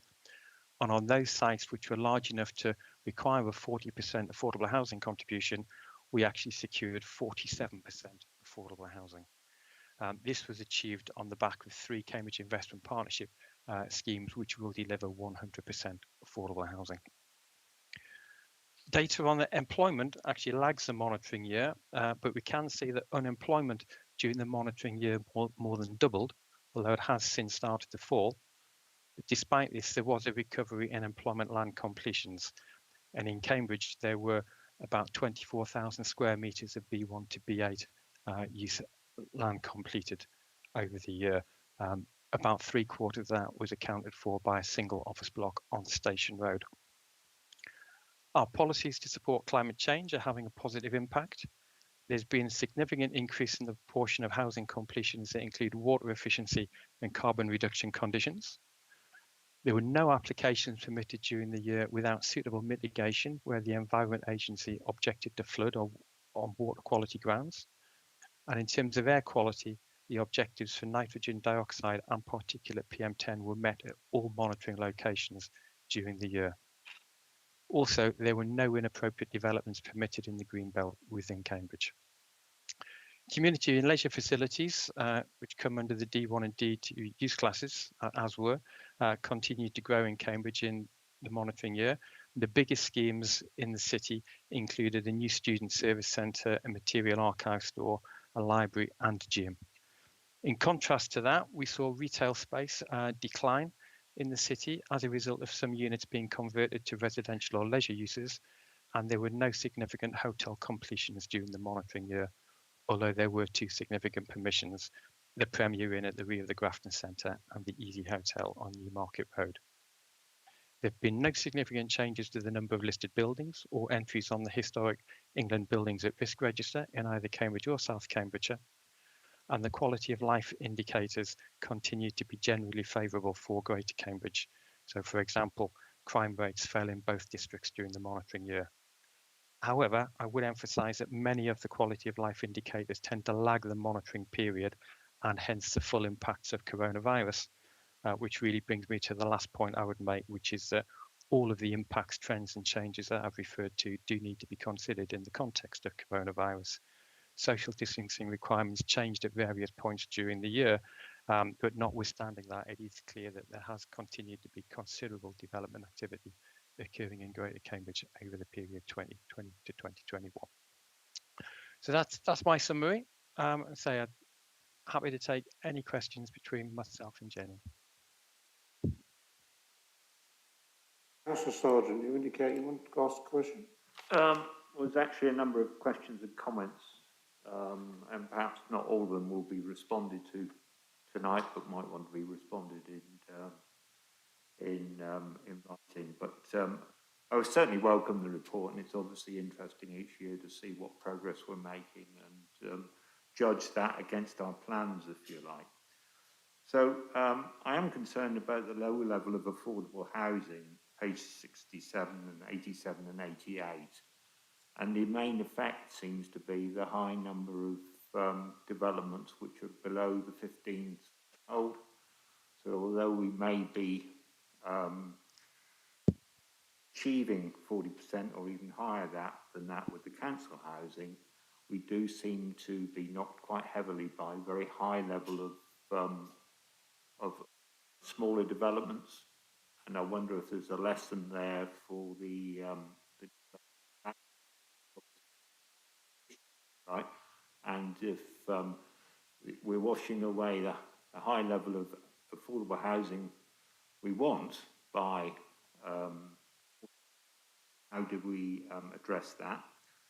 Or comment on page 68, it seems slightly complacent in the comment about life expectancy because there is a 10-year variance across the city, and the report should actually reflect a divided city, if you like, that in some parts of the city life expectancy is 10 years worse. So I think in future reports at least we should reflect that rather than just saying we're doing well in Cambridge, because that's not the experience for everybody. I would like to know what the progress is on Darwin Green, in particular for the bus route that is meant to be going through Darwin Green, but because the phasing has changed, we haven't actually got the delivery of the bus route, which would actually give a link from West Cambridge, Eddington, round to Cambridge North. So I don't know if anybody can comment today. It's good that you're covering infrastructure, but there's no reference to Greater Cambridge Partnership Milton Road Scheme, although there is acknowledgement of the Histon Road Scheme and some future plans. So the report really ought to be a bit more comprehensive on that. I am concerned about local centres below the 50%. So this is page 154, so below 50% retail. And apparently only 2 out of the 5 or 6 local centres are achieving our aim. Can you tell us which local centres are not achieving our aim of 50%? To try and address that perhaps in the new local plan or any other initiatives the council's got. And finally, on page 192, percent affordable for Eddington, targeting 50%, and the report gives us lots of numbers, but doesn't actually say what Eddington is achieving at the moment. So if you know what the overall number is, you could probably calculate it because you tell us how many affordable houses. But I think the report's lacking in that respect. So I'm not sure, Chair, which ones they can actually answer at this stage, but otherwise, can we have some information in future on these? Thank you. I'm sure that we'll We'll do our best. Would one of the officers like to take the questions from Councillor Sargent? Yes, I'm happy to start. Very much. Can I deal with the affordable housing first? I think he's right in the main reason why the total number of completions in terms of affordable is a lot lower than 40% is because the policy only works on sites of 15 dwellings or more. On sites of 10 to 14 dwellings, we require 25% affordable housing. And on sites of below 10 dwellings, there is no affordable housing requirement. That actually is part of the MPPF and something beyond our control, actually, although it's something we can look at in the new local plan, but I'm not sure we're able to budge on that. The other point I would make is that in terms of measuring the impact of the policy, I think it's quite important to differentiate between permissions and completions. So even where a scheme is granted permission on condition of 40% is affordable, there's no guarantee that it will continue to build out at 40% affordable each year. The proportion of affordable will vary from year to year. So in actual fact, I looked at the data in a bit more detail, and we have two 100% affordable housing schemes at the moment, which both include demolishing about 25 affordable houses and then replacing them with about 75 new affordable houses. And what happened last year is the demolitions took place, but the new dwellings haven't started yet. So in terms of the figures that appear for the year, it obviously has quite a negative effect on the amount of affordable housing that it's actually detracting. So I think it's more important to look at the permissions, and in terms of the way the policy is working, it is actually delivering what it's trying to achieve. If I can just jump, the other affordable housing question you asked about Eddington, I have got the numbers.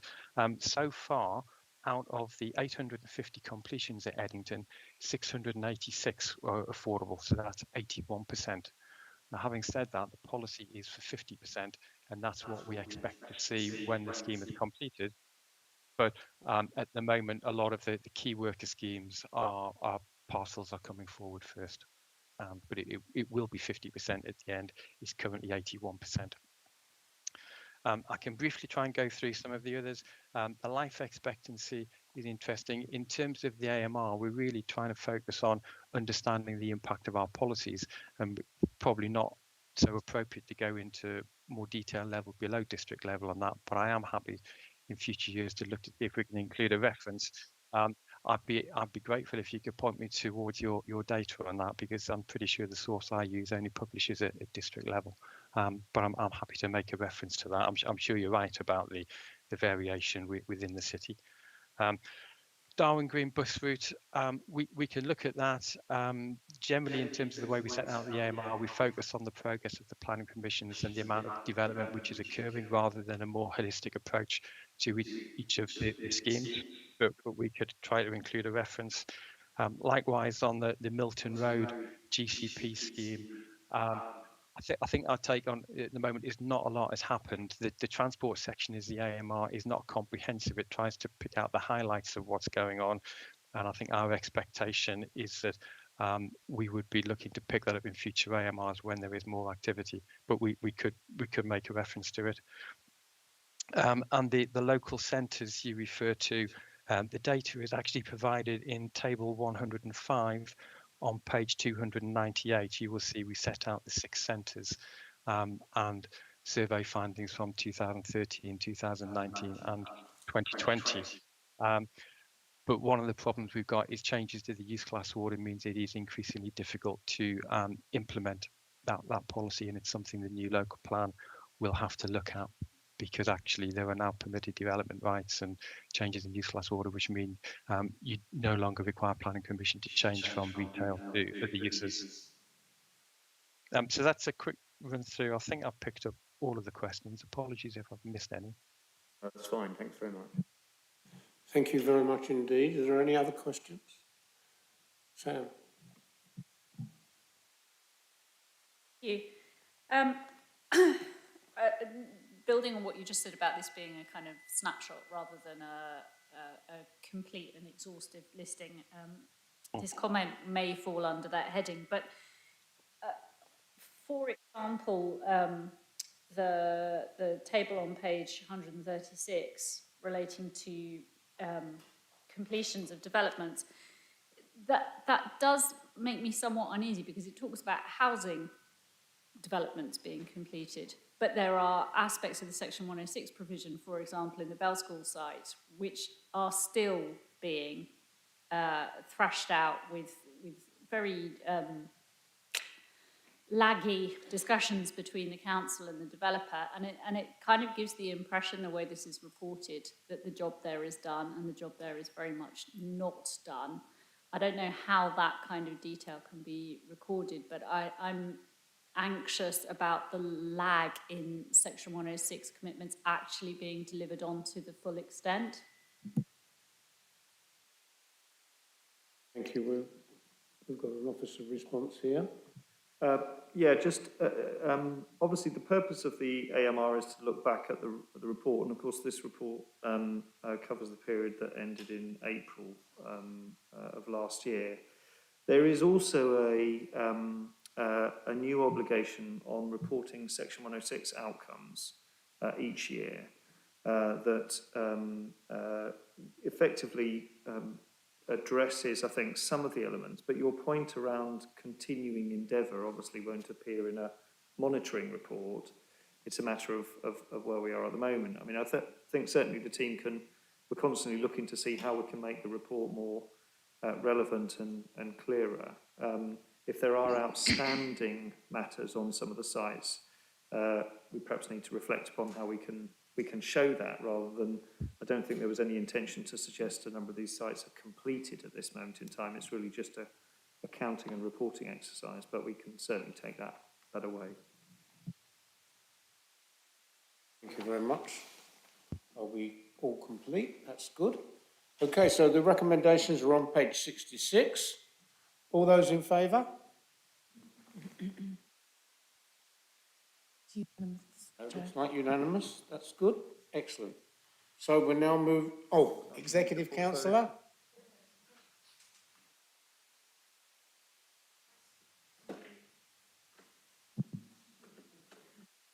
The Executive Councillor. I would like to accept the recommendation. I'd also like to thank the officers for all of the hard work going in preparing this. It is an incredible document, and I do concur with Councillor Davies. There is so much here. I think we need to try and use it rather than just being something we put on the shelf every year. There is so much here that I think we could utilise in different ways. So if anybody has an idea about how we could develop it and extend it, or deal with conditions, be very happy to talk about that. But thank you, officers, this is incredible. Thank you. Yeah, thank you. So Chair notes that. Thanks to the officers. Thank you very much. Thank you. We now move to agenda item 7, which is on page 365, Biodiversity Supplementary Planning Document. The presenting officer for this will be John Cornell, who's the Natural Environment Team Leader, and he will be supported by Jane Green and Guy Belcher. Can the Natural Environment Team Leader present the report, please? Thank you. Thank you very much, Chair. And good evening, members of the public and fellow officers. So I'll talk you through briefly an oral presentation of what we've got in this SPD. So as you know, Greater Cambridge Biodiversity SPD 2022 proposed for adoption this evening by this body for use as material consideration in the planning and development process by the Greater Cambridge LPA. The SPD project is at the end of a 15-month journey and was first brought before this committee in draft form in June 2021. And that was prior to its public consultation and the subsequent amendments that have been made. The SPD consultation ran between July and September 2021, and we received detailed and generic feedback from approximately 40 respondents. Doesn't sound like a lot, but between them they made quite a lot of recommendations, typically though with broad support for a new SPD for biodiversity, because the existing one in South Cambs was over a decade old, and I believe that the city didn't have one. So members do have a track changes version of the SPD in your document pack, so you can see exactly what has changed since you last saw it. If it's useful, it's quite long though. So the final draft of the document incorporates guidance on relevant sections of important new national legislation which did emerge last year, the UK Environment Act 2021 and the National Planning Policy Framework in June 2021, as well as other existing local plan policies. And while many of the amendments were changes to wording details within the text, you'll see that as you read through, really the most significant changes and amendments to this SPD were factual changes introduced as a result of the passing of the Environment Act in November 2021 and amendments brought about by the new NPPF document which came out in June. And possibly the most relevant changes, we could talk probably all evening about the changes in this document, but possibly the most relevant changes emerging from the Environment Act are the requirements for the development, for developers to recognise 10% biodiversity net gain for all developments. These include nationally significant infrastructure projects, NSIPs. However, there are other important elements, non-binding elements to have things like bird and bat boxes increased on new home developments throughout, and also a strong steer that the LPA aspires to go beyond requiring 10% biodiversity net gain, and this will be tested in the plans which emerge as part of the new local plan process going forwards, and which will eventually end up with a new robust local plan. So the Biodiversity Supplementary Planning Document project for Greater Cambridge Shared Planning has, we believe, delivered an accessible, current and accurate planning resource, enabling developers to plan and deliver schemes while more confidently protecting and enhancing local biodiversity, potentially affected by development. The SPD will be used as a tool by local planning authority officers to give a clear and unambiguous steer on the existing legislative landscape around biodiversity and development, as well as setting expectations and aspirations, as I've already said, held by the LPA around best practice for biodiversity within Greater Cambridge. So as such, the document includes guidance on both regulations as well as non-binding voluntary measures and best practice. It also signposts where the LPA might go with new policies, as I've already said, around biodiversity. And I think that this is in keeping, if you like, with the mood music around members, but also the general public. There's clearly a sea change going on with regards to understanding of the importance of biodiversity, green space and green infrastructure for mental health, climate emergency, biodiversity emergency. This document is of its time. I should reiterate, though, it is an SPD, and therefore it's not creating anything new, something that my policy colleagues have been keen to remind me of throughout. We're not creating any new policy in this document. It is purely a guidance document. And our hope is that it helps guide developers, members of the public, users, council officers towards better outcomes for biodiversity that we can all be proud of and that will help to improve our local environment. Briefly, as I've said, the project duration was about 15 months. If we hope it can be adopted tonight by this body, but also it's going to Cabinet at South Cambs in early February. The project costs around 20k. That's for external drafting, and it's taken, from my reckoning, about 650 hours of officer time during those 15 months to come up with this document. So that's all I've got for you. No pretty pictures or anything else. If you've got any questions, we're all here, and over to you now. Thank you. Thank you very much indeed. I'm afraid I missed Stuart off the list of officers that's here to talk to us as well, so sorry about that, Stuart. Okay, members. So we've got Katie and Jenny and Simon. So we'll take them in that order, please. Thank you. Thank you, Chair. Obviously, very much want to welcome this document and thank officers for the amazing amount of work this has taken. Particularly welcome the clear strength of the mitigation hierarchy, this idea that we need to avoid, then we mitigate, and we only compensate when we absolutely have to. That's on page 533 to 4. I wondered if the head of planning could just reassure us, obviously, that officers will be very clear to applicants, particularly at pre-app stage and in our information, that that is an important thing. I think it's defined as essential in the document, which is obviously really important. Obviously, agree biodiversity net gain, the higher aspiration, the better.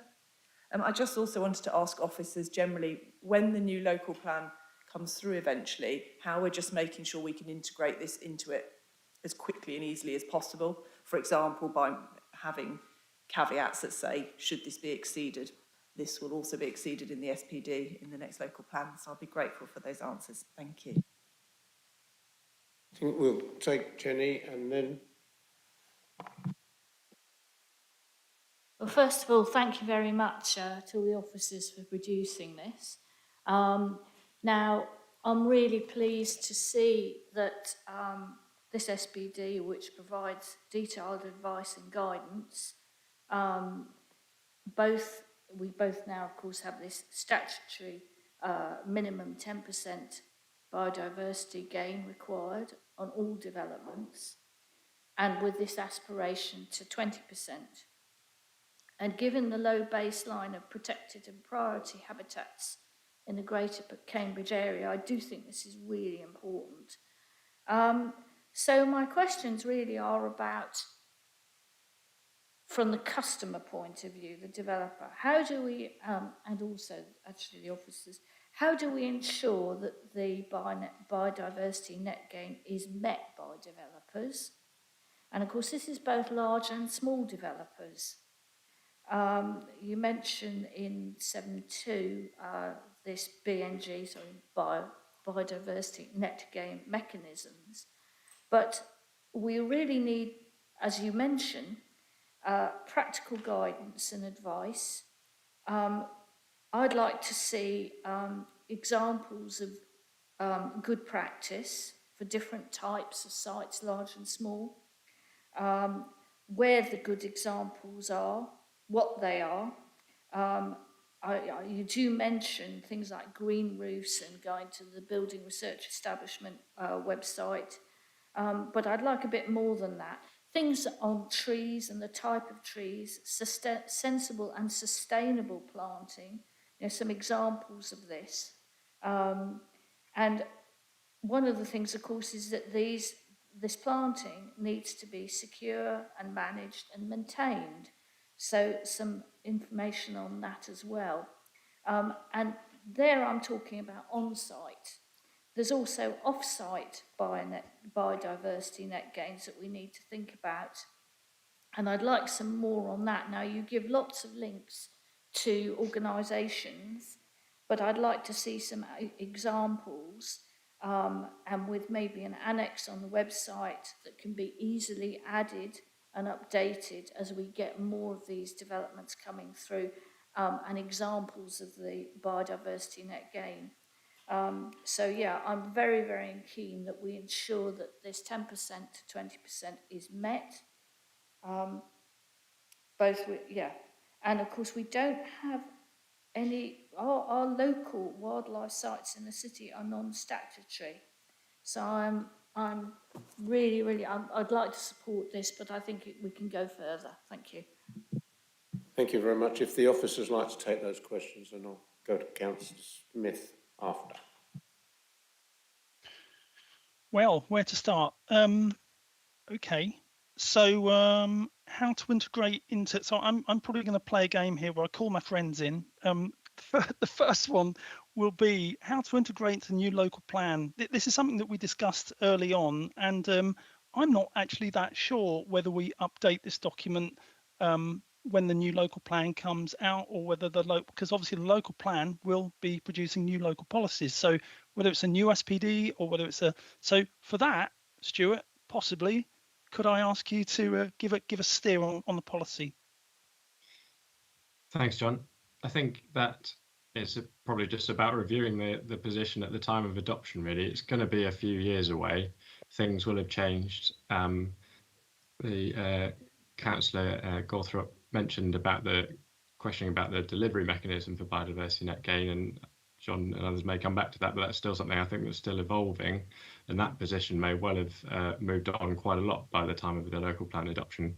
But I think the point really is just to review the situation at the time and see what's appropriate. But if additional guidance is still needed beyond the local plan to provide that detail, then that's definitely an option for the councils to take.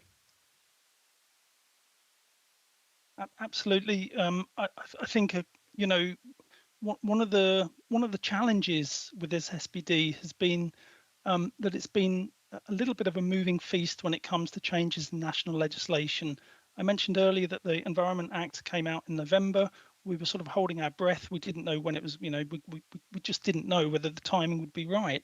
That timing was right for us. But what we've now got just today is DEFRA releasing guidance on how to consult on biodiversity net gain for local planning authorities going forwards, what the mechanism for funding that new burden might be. There are changes afoot as we speak, and so I think Stuart's point about reviewing as we go forward, and certainly the evidence, Councillor, that you mentioned, the importance of that evidence will come forward in time, and it's just a question of keeping an eye, which of course we will, and incorporating that new evidence into media such as web pages and other information portals for members of the public.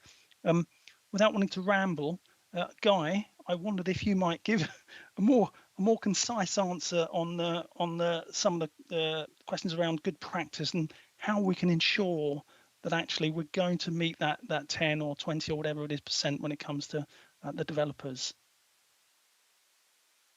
Thanks, John.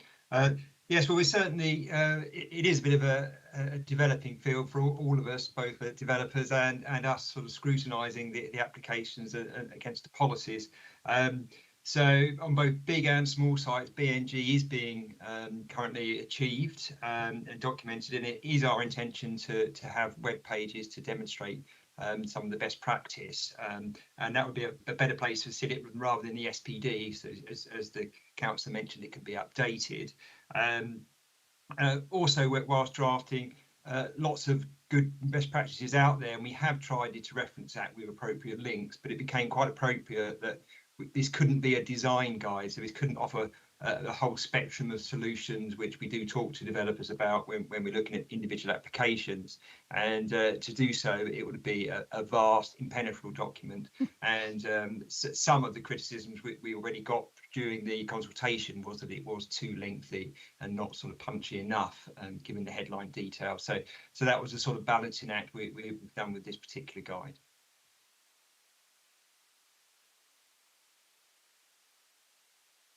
Does that answer the questions on the table before us, or should we add more detail? Thanks, John. I mean, if I could just add a comment, because I think Councillor Porra's question about, well, how do planning officers, how do we get these outcomes constructively?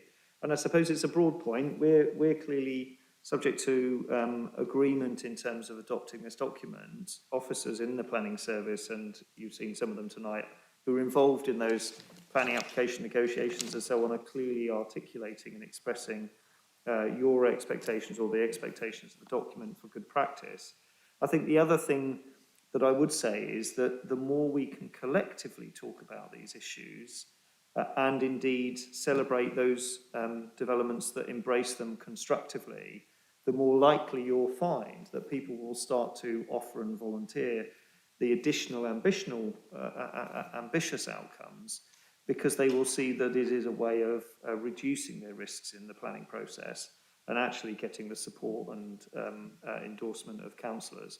And so there's a bit of a partnership there between officers and members, I think, particularly those on the planning committee, to try and make sure that we can both draw attention to, but also aspire and encourage developers to aspire and support them in that process as they go forwards. Thank you. Councillor Smith. Chair, and thank you to the officers for such a commendable piece of work. I'd just like to make 2 points. I'll start with the more substantive one of the two, which relates to the section 106 references and that of offset.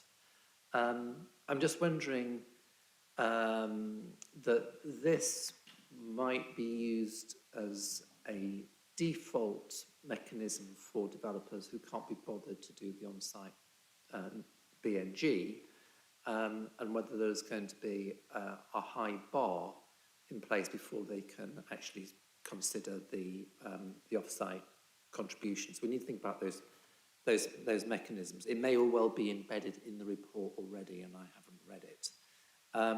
But having said that, I imagine that there will be offsets, and it would be helpful to link that funding to a focused strategy. And in previous reports that we considered this evening, we've been talking about the Northeast Cambridge Area Action Plan, references to Local Plan Area 6 as an ambitious site for rewilding and creation of open access to the countryside. And I think as far as I understand in the emerging local plan, there are no real mechanisms in place to deliver on that ambition. It's rather akin to the Wildlife Trust's Great Fen project, for example, and the Wicken vision.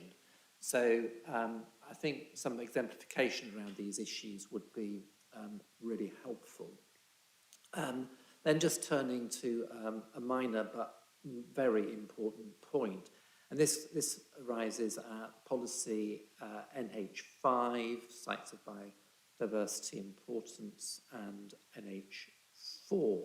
And I'm going to refer back to my experience in dealing with responses to the Adams Road Berg Sanctuary and the use of the relevant policies in the existing emerging local plan. And what happened was that the applicant, and I'm afraid to say the Development Control case officer, failed to recognise the harm of development of the biodiversity located on the perimeter of an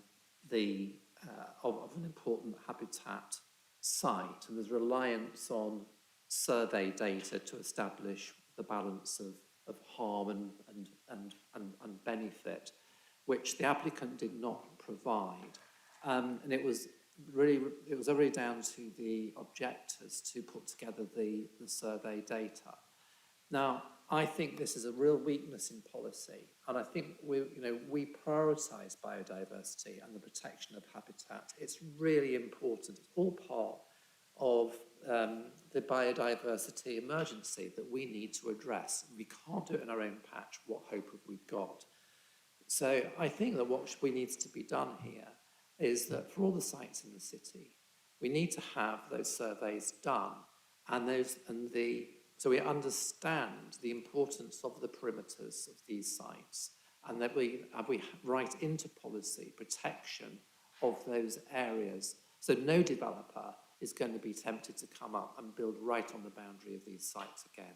I think we feel very strongly about this point because I think we had to fight really hard to protect the Adams Road Bird Sanctuary. I know Councillor Poor was at the meeting when we heard all of the objections and made some ourselves. Happy to say that application was refused, but I think we would have been in a better place if it was written into policy and we had the survey data before applications were made. Thank you, Chair. Does anybody want Stephen?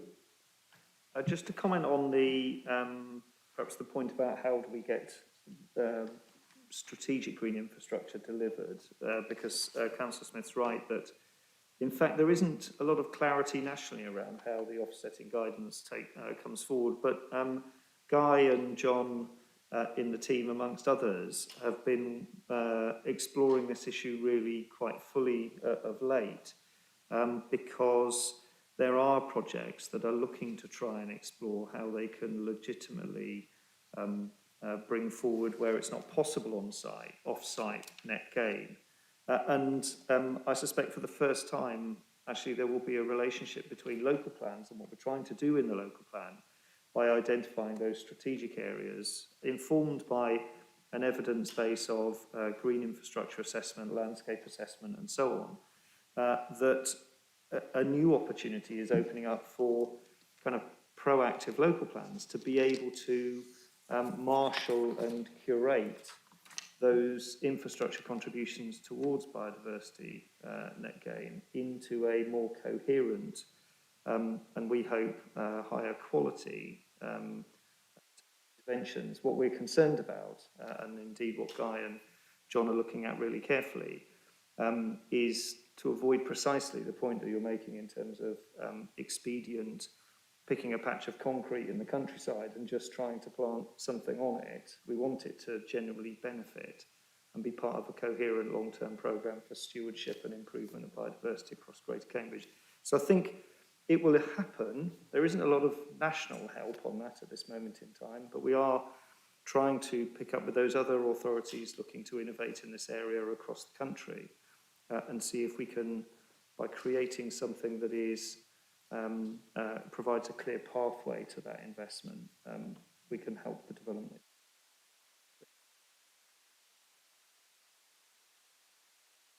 Councillor Smith's got another point, and then we'll go to Councillor Davis. Thank you very much for that response, very positive and constructive. Could we at some point bring a report back on progress to this committee? I think it's really crucial, and the way I think we don't necessarily need to rely on government guidance. We need to be ahead of the game and informing government guidance.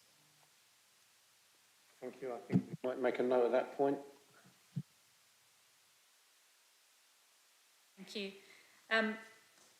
So I really want to believe Mr. Kelly's virtuous circle narrative. I think we'd all love to believe that. My experience is closer to Councillor Smith's, that developers push the line both during the application process, but also during the construction phase.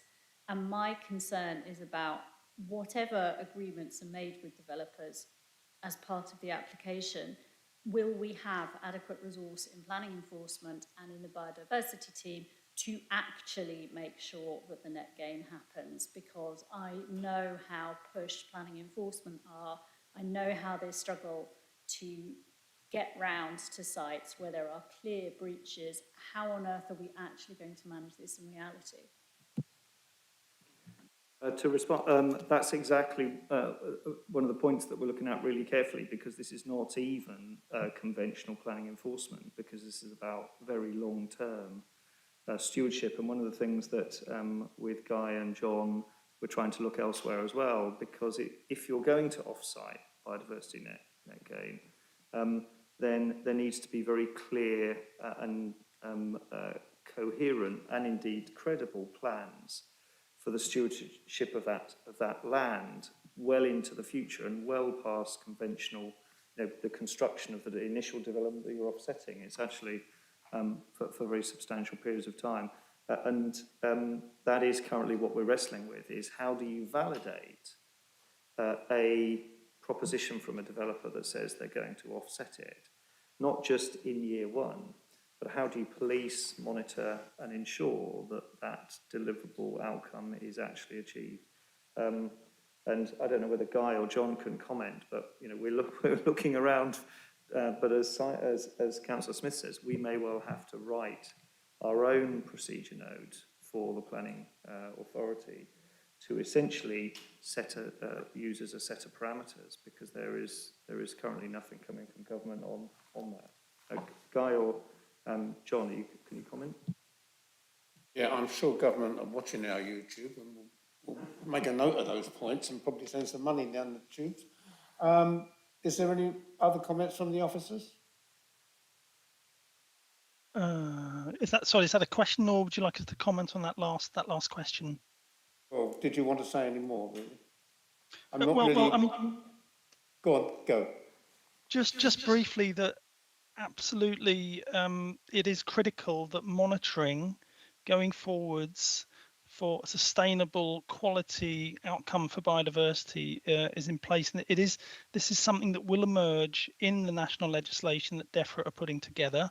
But it's very early days. I mean, DEFRA seem to be not as on it as I thought they would be, given that the act was passed in November. But as Stephen said, we are internally looking at what might be considered best practice around this, something that's practical, and something that we can take forward and possibly bring to members as an idea to be approved as a way forward.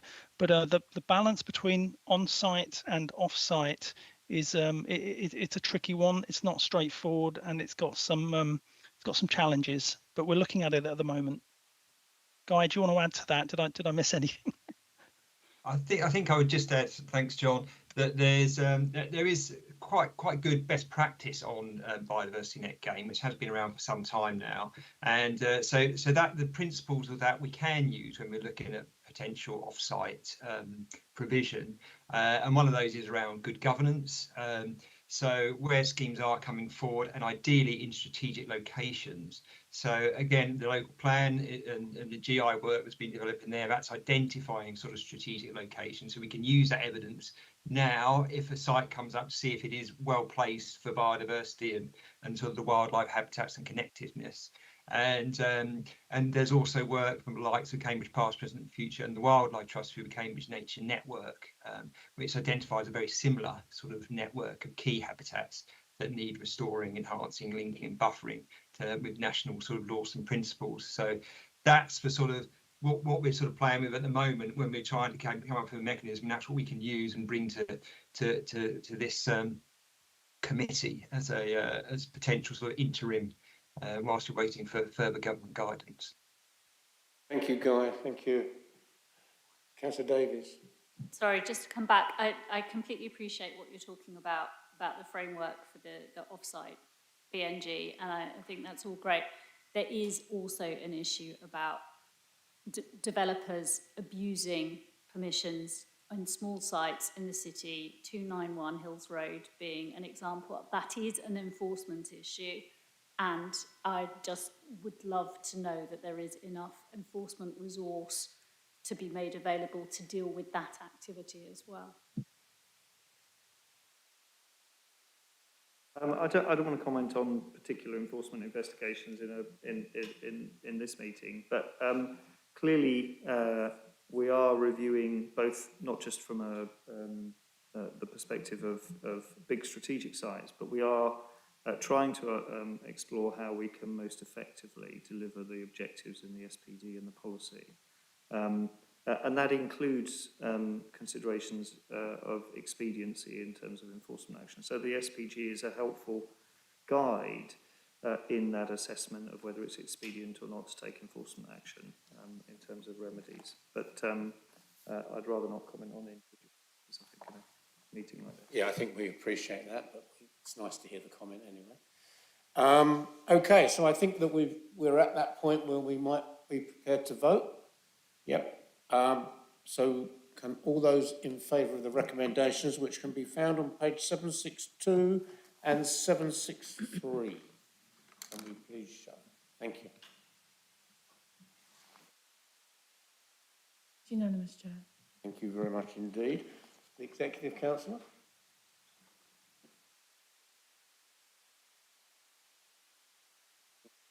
Councillor wants to agree again. Yes, thank you. Yes, I'd like to accept the recommendations and thank the officer. It's a good read. I recommend reading the SPD. I thank you very much to the officers for being there for us this evening and for the extensive report that you've written for us and that we no doubt will all memorise immediately. Thank you very much indeed, and can I wish you a happy remainder of the night.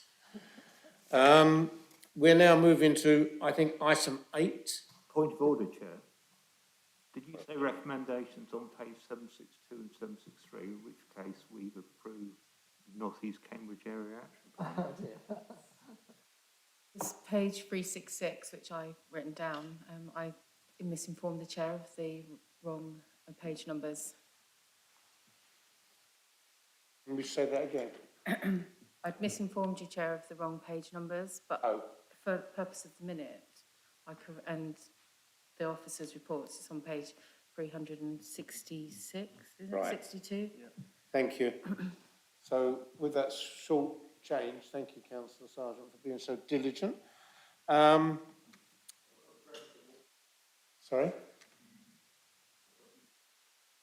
Hear you. So we've approved, anyway, the biodiversity supplementary planning document.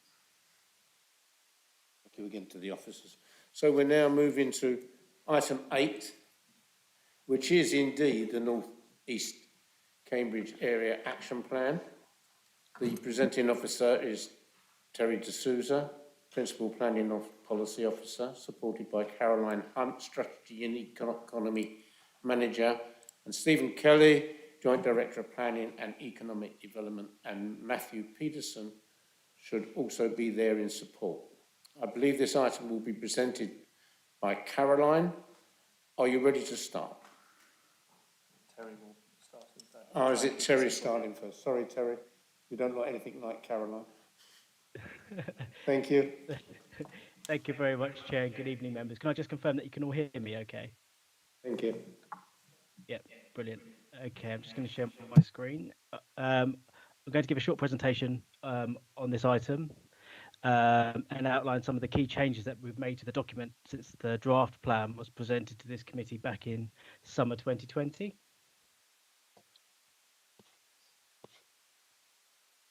So North East Cambridge forms an important part of the Greater Cambridge Local Plan First Proposals, which has recently just finished its round of consultation.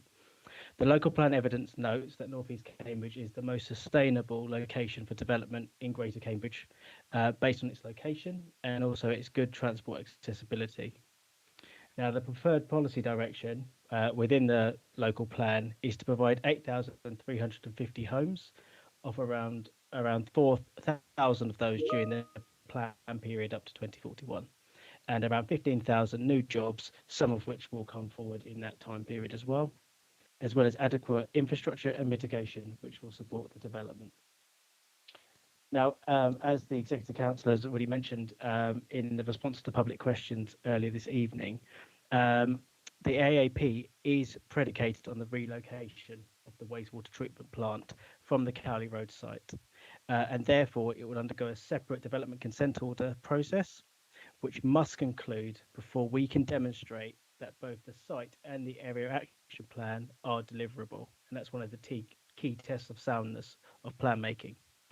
Now, if members this evening are minded to support the recommendations in the report, then the AAP will pause to allow the DCO process to run its course. If the DCO process is approved, then we anticipate consulting on the AAP around 2024, subject to an internal health check to determine any material changes in circumstances that may result in the evidence or the area action plan needing to be updated. In addition, the sustainability appraisal and the habitats regulation assessment will also consider the cumulative impacts of the AAP with other plans and projects, which will include the relocation of the wastewater treatment plant and any other major developments that are happening within this area. Now, to remind members of the process to date, we consulted on the first issues and options in 2014 when the site was known as Cambridge Northern Fringe East. We then consulted again on issues and options 2 in 2019, and the site was extended to include Cambridge Science Park. This then helped to inform the draft area action plan, which came to this committee in 2020 and was consulted between July and October that year. In total, we received around 4,200 comments, which we received from around 570 individual people or organisations. This has then informed the proposed submission area action plan, which is before members this evening. In total, around 6,900 separate comments have been received over those 3 public consultation processes. To summarise some of the main issues that were highlighted to us during the last consultation, these include the lack of open space provision on site, the heights and densities proposed were too high, too many proposed jobs which had an impact on in-commuting by car, and not enough clarity on the community facilities that are being provided on site. Now, in terms of the proposed changes, what we've done in terms of looking at the comments from the public is we've then undertaken further evidence to consider the wider heritage and townscape impacts of building heights and densities in this area. That's resulted in a reduction of building heights, which are now generally 4 to 6 stories rather than 5 to 8 stories. And the maximum building heights are now 10 stories as a landmark building rather than 13, which was in the draft plan. We're able to maintain housing numbers at 8,350, of which 40% would be affordable, whilst reducing average densities to an average of 100 dwellings per hectare gross. We've also reduced the amount of office floor space and the amount of office jobs, again, referring back to the wider local plan employment land review as part of that evidence. And we've reduced the jobs down from 20,000 to 15,000. We are still proposing to retain the existing amount of industrial floor space. It's a really important part of the local economy. It provides a lot of jobs for local communities, but also it's really essential to the functioning of the city. We've also clarified the types and amount of supporting community facilities in the infrastructure delivery plan, and we've now agreed a transport strategy and strengthened the transport policies of the AAP. On the left there, you can see the updated spatial framework, which sets out the high-level sort of layout of the development. Now, to focus on the open space point a bit more, we're now meeting the informal and the children's place-based standards in full on site. So we've increased that from around 10.4 hectares at draft plan to 27.6 hectares in this version. So in addition to the existing space on Cambridge Science Park, we're now pretty much at 3 times the open space that we had in the draft plan. Now, 27.6 hectares is a bit of a hard number to get your head around. So to give you a comparison, it's around 34.5 football pitches or 3 Parker's pieces. So we therefore think that there's plenty of space for informal recreation, biodiversity, and also to support the health and well-being of people living and working on the site. The new Central Park, which is the kind of triangular light green space, is 4.2 hectares, and it's about half the size of Parker's Piece, whilst the linear park is as wide as a football pitch and at kind of 0.8 miles long. It's about a 16-minute walk from the bottom end at Bramblefields Nature Reserve all the way up to the top of the site. The spatial framework in the green spaces have been laid out to incorporate existing tree belts, protected hedgerows, key walking and cycling corridors, the first public drain, and other infrastructure requirements. In terms of allotment provision, this should be met on site as much as possible through food growing spaces. So this could include rooftop, podium level, internal courtyards, and also within the public realm itself, as well as a community garden. Any residual allotment provision which isn't met on site should be provided off-site. Now, in terms of formal open space, this should be provided through innovative means like multi-use courts. So in total, the AEP seeks to deliver 9% of the standards on site as a minimum. Now, we think that this could be higher once the development is fully built out, post 2041, probably closer to 2050, through other means. Some could be at ground floor, but also some could be rooftop spaces and podium levels, whilst any residual would again be off-site. Increasing this amount could actually have quite big implications on a range of factors such as housing numbers, building heights and densities, informal open space provision, etc. Now, we feel as officers that we've struck the right balance between all of the different types of uses, facilities, and the different types of open spaces that are being provided to reflect not only to reflect largely actually the comments that we received from the consultation period, particularly as at that time we were consulting during COVID, during the first few lockdowns, and access to green space for people to walk and socialise outside was really important. So that informal open space provision, children's play space was really important. Just to give you an example of just one example of how we could deliver more open space, for more open space on site. If we push that 9% up to 20%, then what it would do is it would require around 4 hectares of land. So I've just shown on the diagram there a kind of yellow rectangle. That's essentially 4 hectares of land. And that's equivalent to around 1,150 homes on that one plot. So if you wanted to maintain the housing numbers, then essentially it would have to push building heights back up across 4 or 5 blocks. So potentially, for example, these ones shown by the purple arrows, up to 8 to 13 stories, and densities would have to go back up to 275 to 350 dwellings per hectare. Now, I'm not saying this is the only way you could do that, but what I'm saying is that there are big implications for doing this on not only the spatial framework and the layout of the development, but also heights, densities, as well as the viability of the development as well. All would have to be retested at this stage. Formal sports spaces are generally single sport spaces. For example, you have a football pitch or you have a cricket wicket, and they're not usually available for informal use in order to maintain standards. And generally, they're inefficient compared to sports courts, which the AAP is prioritising. In terms of indoor sports provision, we are providing a 5-court sports hall, which will be delivered on site, and that's in line with local standards. And in terms of swimming pool provision, North East Cambridge doesn't actually generate the need for a full 4-lane swimming pool. It generates 0.78 of a pool based on not the council's own standards, but Sport England standards.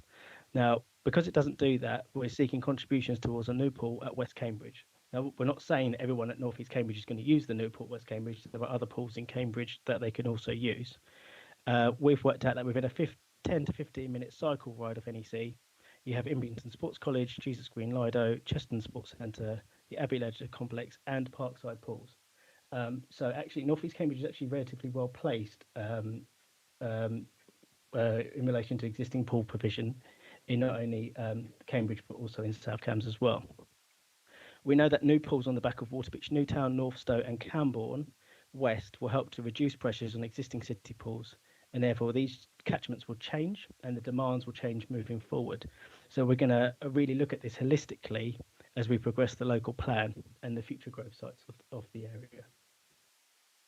Here's just some precedent examples from around the world of food growing spaces, neighbourhood parks, sports courts, and incorporating biodiversity into urban environments. In terms of the wider picture, as part of the local plan, we're identifying opportunities to enhance green infrastructure, and provide strategic scale open spaces. So Chesterton Fen to the east of North East Cambridge is identified for biodiversity enhancements in the plan and informal amenity space via a new foot and cycle bridge over the railway line. And the green infrastructure for the study for the local plan identifies a new strategic green space north of Cambridge, which we've talked about already at the committee, which will go all the way up to Waterbeach, Newtown and Northstowe. So this space would not only serve just NEC, but also the existing communities and the other grove sites. Now, the local plan is looking at possibly introducing strategic open space standards, because standards don't currently exist in either of the adopted plans. And just to note as well, picking up on the public questions from James Littlewood, the IDP notes that contributions should be sought towards off-site green infrastructure provision. And within the North East Cambridge Infrastructure Delivery Plan, this is identified at a cost of 1.1 million and will be secured via a Section 106 agreement as set out within the relevant policies. In terms of some of the key benefits of the proposed submission AAP, it includes limiting car journeys, no fossil fuels on site, and a 20% biodiversity net gain, affordable housing at 40%, 15,000 new jobs, and re-providing the existing industrial floor space, and new connections into the existing communities, significant employment and training opportunities, as well as new services and facilities which will be available to not only new residents, but also the existing neighbouring communities. Now, water supply is a key issue for the Area Action Plan and the wider local plan, as I'm sure we're all aware.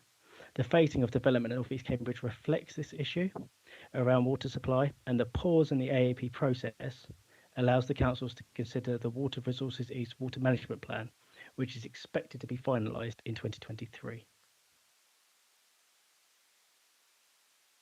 This document went to the Joint Local Plan Advisory Group on the 30th of November. Some of the comments included that the council's land ownership should be made clearer. That's both the City Council and the South Cambridgeshire District Council's land ownership. They supported the increase in open space, but had queries on sports and pool provision and the scale of spaces provided, the impacts of Milton Country Park. They queried reduction in heights and densities. They supported water usage requirements, and they had questions regarding the provision of jobs. It's hoped that the presentation I've just given helps to clarify these points. Just wanted to come on to a point that was outside of the area action plan area, and that's the Fen Road level crossing. Now, we know that this is a really key local issue. Now, recently, Network Rail consulted on the Ely area capacity study, and unfortunately, they came to the decision that the level crossing shouldn't be closed and alternative means provided. Network Rail were invited to the Cambridge North Area Committee in November, and they committed to further engagement with officers on this issue, and officers will pick that up over the coming weeks and months through the local plan forum that has already been established. I just wanted to nearly finish, nearly there, on some of the key changes of the spatial framework. You have the draft one on the left and the proposed submission on the right. So it's a 5-minute, all homes will be a 5-minute walk of an open space and a centre which will meet their day-to-day needs. There'll be 10 new and improved connections into and around the site. Open spaces, key walking and cycling routes are aligned. There'll be car barns to consolidate parking for homes and jobs, and landscape buffers to the north and the east to mitigate the impact of development. I've already talked about the process and the future key dates, so I'm going to move on. And the final thing I just wanted to mention was that figure 42 on page 222 of the AAP document, or page 1005 in the committee agenda pack, refers to an older version and needs to be updated to reflect the latest spatial framework. So you have what you have in front of you on the left and what it should be on the right. Now, this shouldn't impact on the decisions before members of the committee this evening, but for completeness, this will be amended for a lead member out of cycle decision at both councils. Thank you very much, and I'll hand back over to you, Chair. Thank you, Terry, for that very concise, considering the amount of work that's been involved, but the guide that you've given us to this action plan or this proposed consultation document.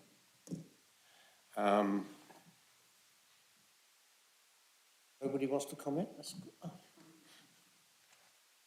can always hope. Councillor Sargent and Councillor Bick, I remind everybody that we do have a that we will consider later on, but we'll just take the general melee at the moment, if that's okay. Right, Councillor Sargent. Thank you, Chair, and thanks, Terry, for the report. I very much welcome the progress that's been made with the Area Action Plan as a result of the last consultation. And I note your comment about maybe needing to make further changes in 2024, partly in terms of DCO, but also other things which might be changing. So some of my comments, I'm not asking for change today, as it were, but I think, we will, right, and hopefully some of my comments will be noted today and perhaps used in that final check. So I've got a series of comments and questions, Chair. Page 817 and elsewhere, we talk about local people, housing for local people, but it's not defined, I don't think, anywhere, and we can all have our idea what local people mean. One of the drivers of North East Cambridge was to have employment and homes next to each other so people didn't need to drive to work. But with the recruitment at the science park and elsewhere in that area, people will be coming to work and would become local, if you like. So I'd be interested in whether you can become local or how long you need to live locally to become local, because I think that might be of interest to people. And the devil's obviously in the detail. I think page 867 and 868, which look at the secondary streets, could be as slightly misleading because there's no sign of vehicles on those, although there will be vehicles, delivery, disabled, etc. Vehicles. And I think it's important when it goes out to consultation, people don't think they're totally car-free seats. So I think those images need to be updated. I used to be on the Storiesfield Centre committee, and I was very concerned that although it was meant to be a community centre, it wasn't available to the community on 2 days a week, so there wasn't sort of cafe facilities where people could meet. And certainly in terms of community building, it is vital. These facilities are open 7 days a week, and people can rely that they can get into them. So how do we, going forward, make sure that these community centres are actually available to people? We won't necessarily want to put that in the report, but it's obviously essential that people get what is on the tin, if you like, which is that they will necessary community development and everything else there.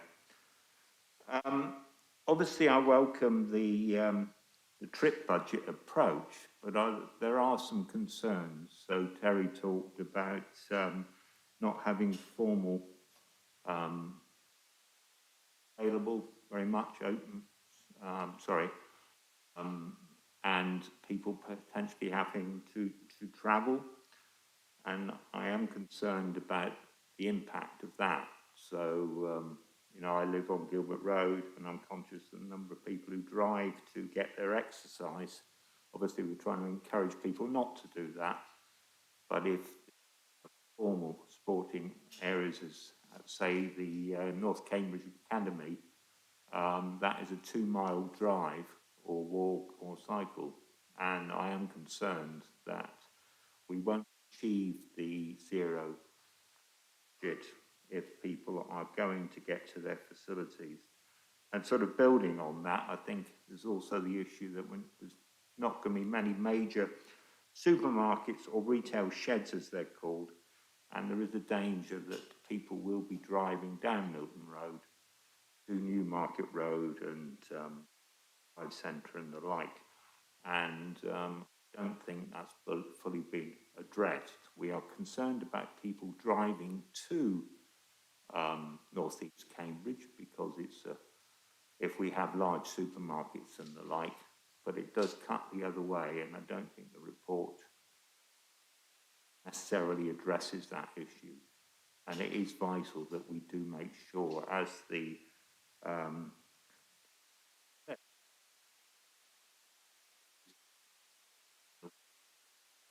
sure a lot of this will be raised by my residents, to be honest, when the consultation happens.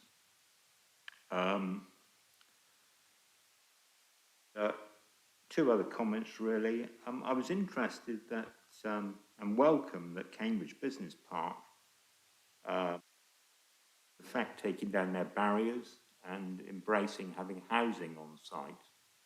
But I was surprised that the amount of new employment or business space at the Science Park is not that much more than Cambridge Business Park, which is quite a bit smaller. So is there a reason for that? You know, not putting enough pressure on Trinity. I don't know if that's the right way to put it, but if that's obviously a much bigger site, and we do need to make sure that everybody plays their part, rather than the majority of the developments being on the east side of Milton Road. And Finally, and this is around affordable housing. Affordable means so many things to different people. I used to be on the housing committee at the Combined Authority, and affordable usually meant 80% of market rent, which isn't really what we require. Sure that we actually achieve that on the affordable element, and I note that build to rent will even be at 80%. So, you know, we don't want to just sort of pay lip service to affordable homes. We actually want to have affordable homes that people can afford so they can stay in Cambridge. Sorry, that's quite a few comments, Chair, but thank you. It's recommendable that you have these comments, Councillor. That's what we're here for. Terry, do you want to take those comments now, or do you want to take another set of comments first? Chair, if it's okay with you, can I just address some of those comments now at this Yes, stage please alongside do. Thank you. my colleague Matthew Patterson as well? Okay, so just to pick up on, sorry, this isn't going to be in any particular order. So as part of the area action plan and the version in front of members tonight, we refreshed the retail and town centres evidence-based study. So that took into account the updated development numbers and the amendments to the spatial framework. So as shown on figure 10 within the plan, we're now proposing 5 local centres within the area action plan area rather than 4, which was in the draft plan. And that will serve the northeast part of the site. Now, this means that all homes will be within a 5-minute walk, as I said in my presentation, of a centre that will serve their day-to-day needs. Now, the way we've tried to craft the retail policy, the shops policy, is to try and encourage smaller retail units that will provide some variety in these centres, try and encourage independent retailers, which people were really keen for us to see, and avoid creating those kind of destination retail places like the Beehive as an example. So in total, there's around 107 retail units that we anticipate. And to give it some sort of Cambridge context, that's kind of, we expect them to be kind of like a Mitcham's Corner or a Mill Road in terms of their kind of size and form. But we do appreciate that people will need access to things like supermarkets. And so the way the plan's been written, it will actually allow for 5 anchor kind of convenience and food stores to come forward within those centres, but it sets a kind of threshold as to the size of those so that they don't actually have to generate the need for a car park to support those, and actually they will serve the needs of the people on the site. We also understand that retail needs are changing, trends are changing. There's a lot more online shopping now. The way people use the shops is changing a lot. And as part of that, we're looking at logistics and consolidation hubs that will help minimise vehicle movements within the AAP area, whilst at the same time enable people to do online shopping. In terms of access to schools, I'm just going to quickly share a slide because it might help to explain what I'm going to try and talk about. But essentially, one of the things that we've been looking at is obviously there's no on-site provision of secondary school on site, and that's been based on a lot of discussion over the last few years with the County Council Education Department. North East Cambridge will generate 1.4 forms of entry in terms of secondary school provision. The minimum is 4 forms of entry, and so what we need to do is really make sure that there is safe and convenient access for the children of North East Cambridge to access local schools in the area. So obviously we know already about Milton Road proposals that GCP are doing about improving cycling routes, but we're also looking at, through the spatial framework, looking at creating almost like a quiet way, which might be a term kind of familiar to those who have been in London and things, where there's the kind of, sort of using the sort of more back streets to enable people to move away from the heavy vehicle routes. So the diagram here shows that you can actually access North Cambridge Academy from the residential areas of North East Cambridge within a kind of 8 to 10 minute bike ride. So that's something that we've been really keen to make sure that we show on the plan, because and get delivered through the AAP, because we appreciate that people they may be hesitant to send their children down Milton Road at 11 years old, 12 years old, and actually by providing a safe and alternative access, that's something that we've been really keen to make sure happens. In terms of the kind of Cambridge Science Park and the Cambridge Business Park proposals, yes, we're absolutely delighted that the Business Park are looking at essentially comprehensive redevelopment of their site over a number of years to include a lot more a mix of uses, so residential, commercial, but also kind of community uses as well. And they really see it as a flagship site within their kind of portfolio. We've worked really closely with all of the landowners, including the Science Park. Now, one of the I suppose development constraints with the science park is they have incredibly long leases on a number of their buildings, and if we allocated development onto those individual plots, then we wouldn't be able to demonstrate that the plan is deliverable within the plan period or even slightly beyond, because some of the leases go well beyond the plan period. So we've worked with the science park to try and identify which sites could come forward for development, and then we've made sure that we've moderated those numbers in line with the trip budget and the other vision and the objectives of the area action plan. The only other quick thing I wanted to mention was about the diagrams and not having the vehicles in them. I think with North East Cambridge, we're trying to just think about secondary streets as being quite different to what you'd expect on a normal kind of housing development with car barns. Streets won't be places for people to store their cars. Yes, all right, there will be access and deliveries and things, but streets won't be where people store their cars. They'll store their cars elsewhere.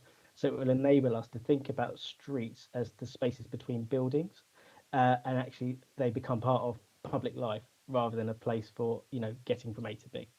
I'm now going to pass over to Matt, who will try and pick up on the I think the key worker point and the community facilities. Thanks, Terry. Hello, everyone. Good evening. Yeah, so in regard to Councillor Sargent's question about whether we define what's meant by local people, we don't. I'd be reluctant to put a definition to it, but would suggest that maybe we could look at where we have defined local people elsewhere by council city policy, and it may be through the housing register. I know that there's a local connections test that's often used for brownfield sites, and we could use that for the brownfield sites register as being applicable to here as well.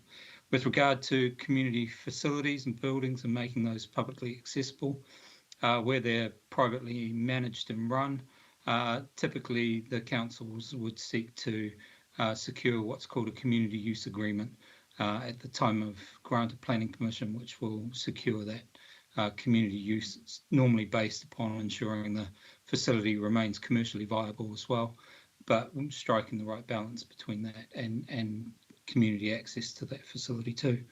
On the affordable homes, I think we're all conscious that affordable housing needs to be truly affordable to those who the housing is intended for and intended to meet those needs. And certainly I think our housing colleagues who assist on the policies will also assist in assessing applications and setting the right rent levels for those different types of housing products. Thanks. A great deal covered there. I'd like to call Councillor Bick and then Councillor Scott. I would ask you, and Councillor Davis, of course, I'd ask you to be aware of the questions that have been already asked or the statements that have already been stated. Thank you. Thank you, Chair. I'd like to move my amendment, if I may. Do you want to take that now, or do you want to take that separately? I think because it touches on a lot of aspects, I'd like to do it now, if possible. Okay, please do. Yeah, thank you. So the amendment to the recommendations is, instead of what's printed in the report, to defer decision on this subject for the shortest feasible time period until options of alternative mixes allowing greater on-site achievement of the local plan policy standard for formal open space have been considered by members. That's the amendment. So, Chair, I'd like to add my thanks to officers for the vast scope of the work they've done so far on this plan, and I'd like to praise many aspects of what they've produced. Above all, I'd like to underline it offers much needed new homes in a highly sustainable location. It's ambitious in terms of its carbon footprint and its dependence on depletable natural resources like water, and it's innovative about the ways it seeks to achieve those ends, for example, like the trip budget and in bringing diversity to tenure types. I'd like in particular to welcome the big change that has been made in increasing the provision of informal open space so that it does now reach the policy standard in our existing local plan. That's a major improvement over the earlier period, as Terry has pointed out. I know that my colleague, Councillor Michael Bond, who argued strongly for this, would want to express his pleasure, but sadly he's not well and unable to be here at present. There is now a further aspect of open space where the story remains not nearly so good. And that is formal open space, the kind of space needed for organised sport. Pitches, courts, greens, tracks. Local plan has a policy standard on that too. And currently, what's envisaged in the document would achieve less than 10% of that within the site. To my mind, that is a very serious deficit. I've bought into one of the parameters of this plan that it will be a high density area and urban in character. Developments obviously may vary about a norm in those respects, and I'm not uncomfortable on this uniquely sustainable site that it will be above average density. Better that than an equivalent capacity development spreading more lazily over a much larger area in a place which is a lot less sustainable, where other uses are much more easily assimilated or continued. But we should, in my opinion, keep this in proportion. This isn't an inner city location, and it would be out of place in its wider context if we tried to make it an inner city. But we should not lose touch with the essentials that make for a decent standard of residential amenity. So yes, let's certainly make sure we utilise this site well and effectively. I have no doubt that it will provide for a lot of new homes and jobs, and that's good. But in the process, don't let's overlook important standards that make civilised 21st century living possible, especially those that we have ourselves set in our local plan. In this respect, I think it's in principle possible to live with less than the full target amount actually within the site itself, but options for enlarging already limited formal open space off-site in the immediate vicinity of North East Cambridge are few. North Cambridge City is not flush with open space, and the village of Milton is very concerned in its absence about the increased use that might fall on its country park, as James Littlewood said in the public questions earlier, because it's already at capacity. And the often spoken about North Cambridge green space between the city water beach and Northstowe, apart from not being a certainty anyway, seems to be more about green infrastructure than sports pitches and courts. That was not what James Littlewood was arguing for earlier. I can also see that some formal open space provision can be made by turning existing pitches into all-weather pitches, enabling more use throughout the year. It's a good idea. But I think there are limits to these compromises, and I think we should all be unhappy with that figure of a really quite miserable 9% provision on the site. Whatever else we can do to meet needs in another way, there should, in my view, be a more substantial base of formal open space provided on the site itself. And our room for pure innovation there is already somewhat limited by the fact we're going to have to innovate and use roofs and so forth to provide food growing opportunities instead of conventional allotments. We have just emerged from a pandemic where physical and social value of open air exercise and the exhilaration of outdoor competition have redoubled their role in the community, which we've tried to encourage over many years before the pandemic, and we actually now have a lot of demand to do just that. So recognising this is an important issue, Chair, I think we need to look again at the mix of uses on the site and consider options which enable us to do better on this metric for formal open space. If you're pessimistic, this is at very least an opportunity to pressure test what we've got in front of us. But if you're optimistic, like I am, it could open up an adjusted mix which better optimises all the needs taken together on the site. Now, I've been told by officers, and it echoes the comments that Terry made in his presentation, been told by officers that this is a complex question and that it's better to get their assistance in preparing options than to try and cook them up without necessary information in committee. I'm happy to take that advice, and that's why I'm proposing we don't take a decision tonight on what's in front of us till we've considered that work from officers. I would hope that that can be done as fast as possible. Whatever is the delay, it's going to be small in terms of the expected life of the development we're trying to shape, and for the sake of the well-being of the future residents of that community, as well as their existing near neighbours, I think it's vital we go the extra mile and make sure this is really as good as we can get it in this respect. I would regret it, Chair, if this became a binary choice and members discovered they didn't have an opportunity to fashion and shape what is in this plan at this stage, given that it is some 2 years of eventual adoption. But I am concerned that the scope for changing the plan, if we approve it tonight, is limited to material changes of circumstances, not, as I think Councillor Sargent hoped, the opportunity to generally have a look at it again because our views might have changed.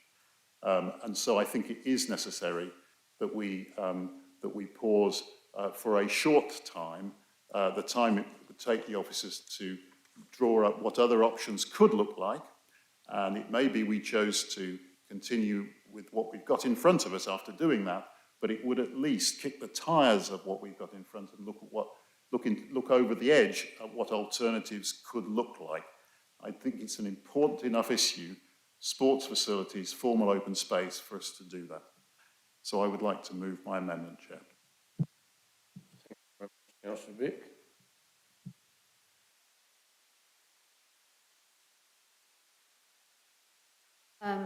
Thank you. I apologise to Councillor Bick because it doesn't relate to his amendment, but I just wanted to actually ask the officers. There are some concerns about the fact that there was originally a plan for a school and now there's no longer a plan for a school. Now, I'm not being critical of the council, but I do know that mistakes have been made in the past about calculations of demographics and how many students there are likely to be in projections and so on. I mean, just as an example, I'm very well aware that Milton Road Primary School had a bulge year at one time and had to have 2 classes in a particular year, and it caused huge problems in that school because of the construction of the school. So they do make mistakes, and I'm saying that not in a critical way, but in acknowledging that demographics can change extraordinarily rapidly and even overnight, if I may put it in that way. Back in the 1970s, I think it was, there was a blackout in New York, and in consequence, the demographic that year, there was a huge increase in the number of births, and people are predicting the lockdowns during COVID-19. I mean, we know that there's been a real negative consequence of that in terms of criminal assault at home and other forms of domestic violence, but another part of it could be that there is an increase in the number of births. But what I actually really wanted to ask was this. Are the officers aware, and I know that you've done a great deal of work in relation to this report, and I have to add my thanks to the officers for it, as I would thank the earlier officers for all their work.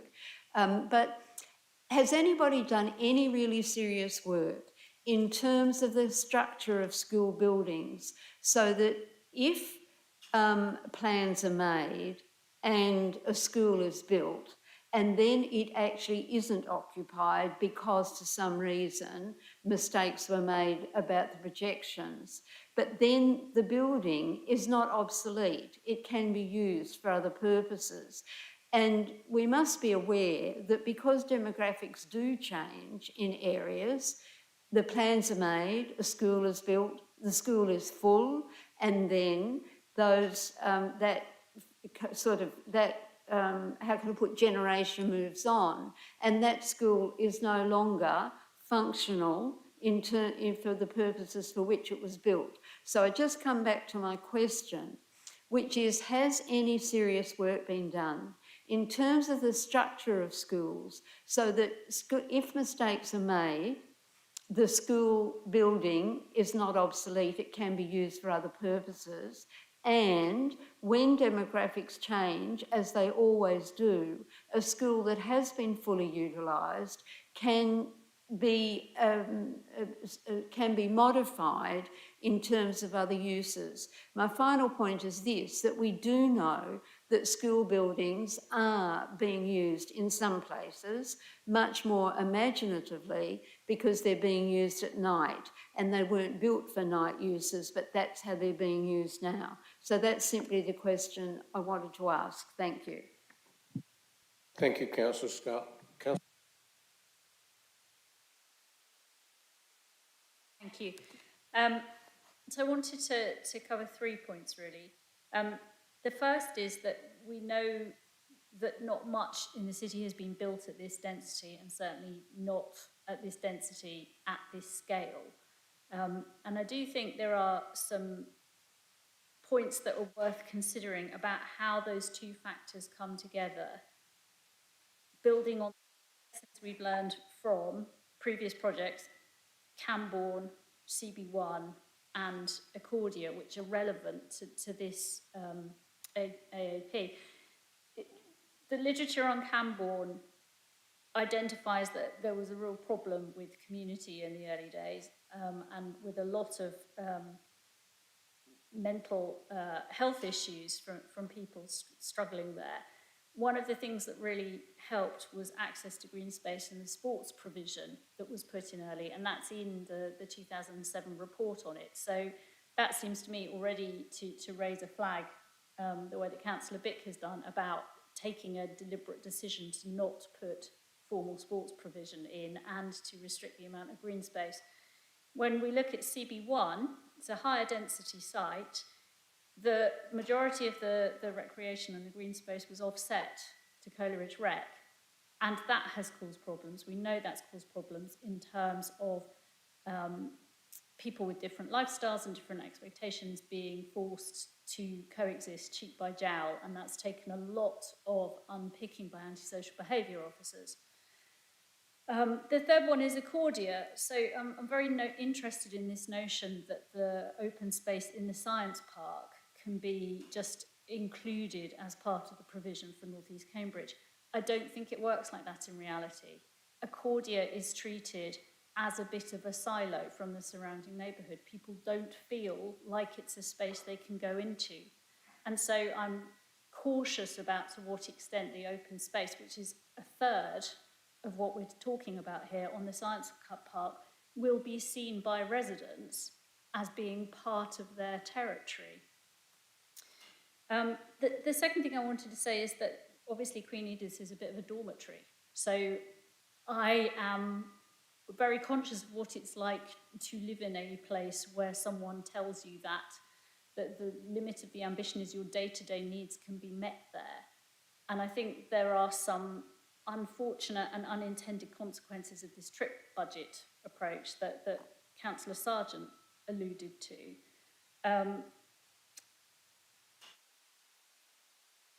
We're possibly being unrealistic about people's expectations of their quality of life.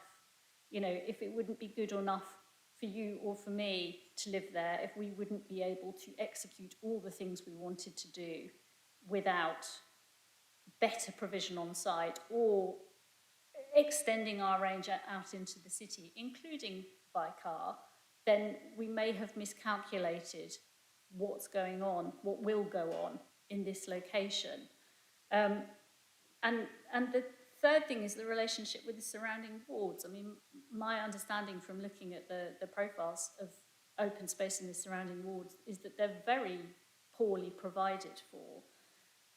If space there is already deficient and now we're exacerbating that on North East Cambridge, that feels like a very bad balance. So I've come very late to this debate.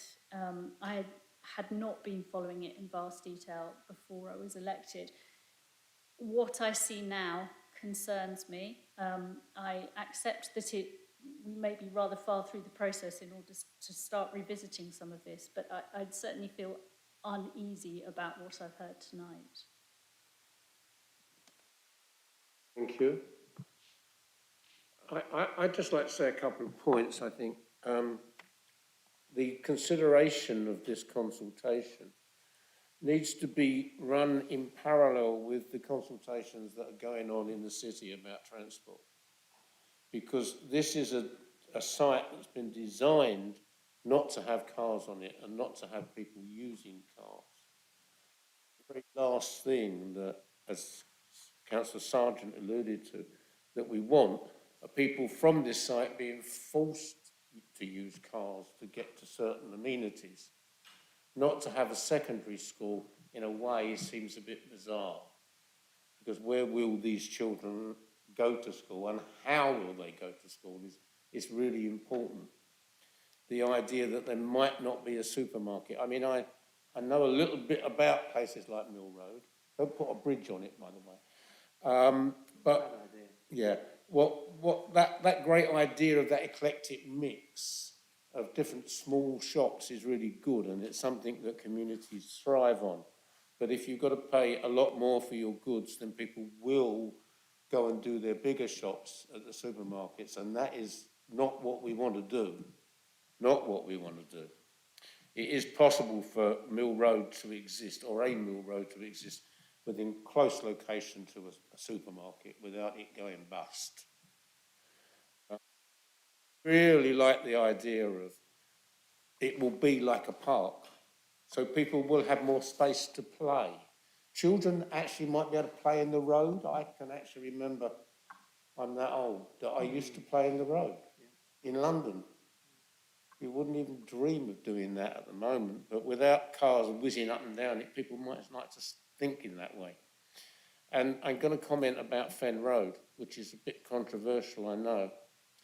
But if a bridge is built over the Fen Road crossing, that's going to start a major through route of traffic into the city, which is not something that we probably want to do. So I'd like the officers to take into account some of this sort of superficial comments by myself. Now, I don't know how we want to take this from here. I don't know, Stephen, do you want to come back? I think that what Katie, I'm sure, will want to say something about how this report is developing, because this isn't the final product. This is not the consultation document. So if Katie or Stephen, who wants? Yes, Stephen, you go first.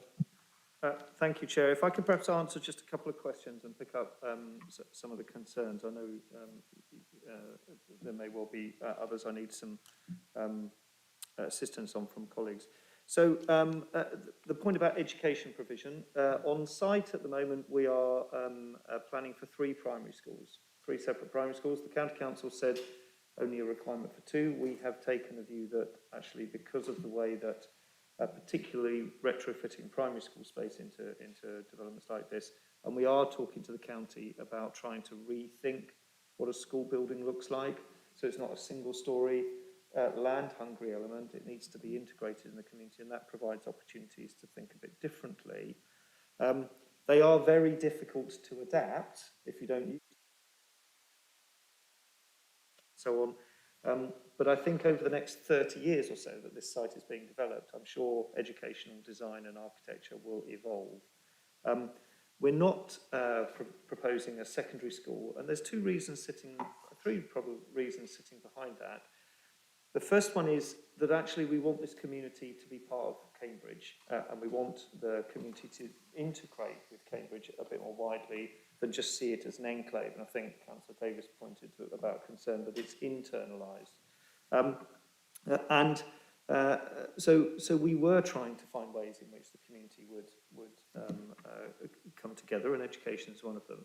The second thing is that, as Terry highlighted, the forecasts don't suggest that it's necessary. Now, obviously, the regional colleges on site is in the AAP area, but there is no proposed secondary school per se, and we can't justify that on the basis of the evidence we've got.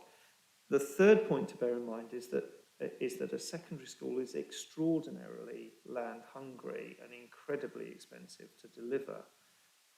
So that if we were to propose it in a conventional format, it would actually have significant implications for some of the other ambitions that we would want to achieve, both in terms of your net zero carbon objectives, but also some of the densities and so on that we're kind of bringing down. And as I said, the information we've got is that it's not necessary.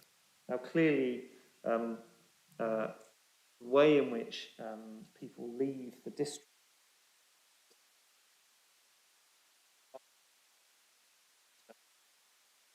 necessity to make other trips. We're not trying to stop people from leaving the site, but we are trying to think through carefully, and Terry showed you the routes that we've looked at to try and make sure that you don't need to use a private vehicle to make some of those trips. We will sense check potentially the education issue, but we are below, some way, as Terry said, below the threshold currently.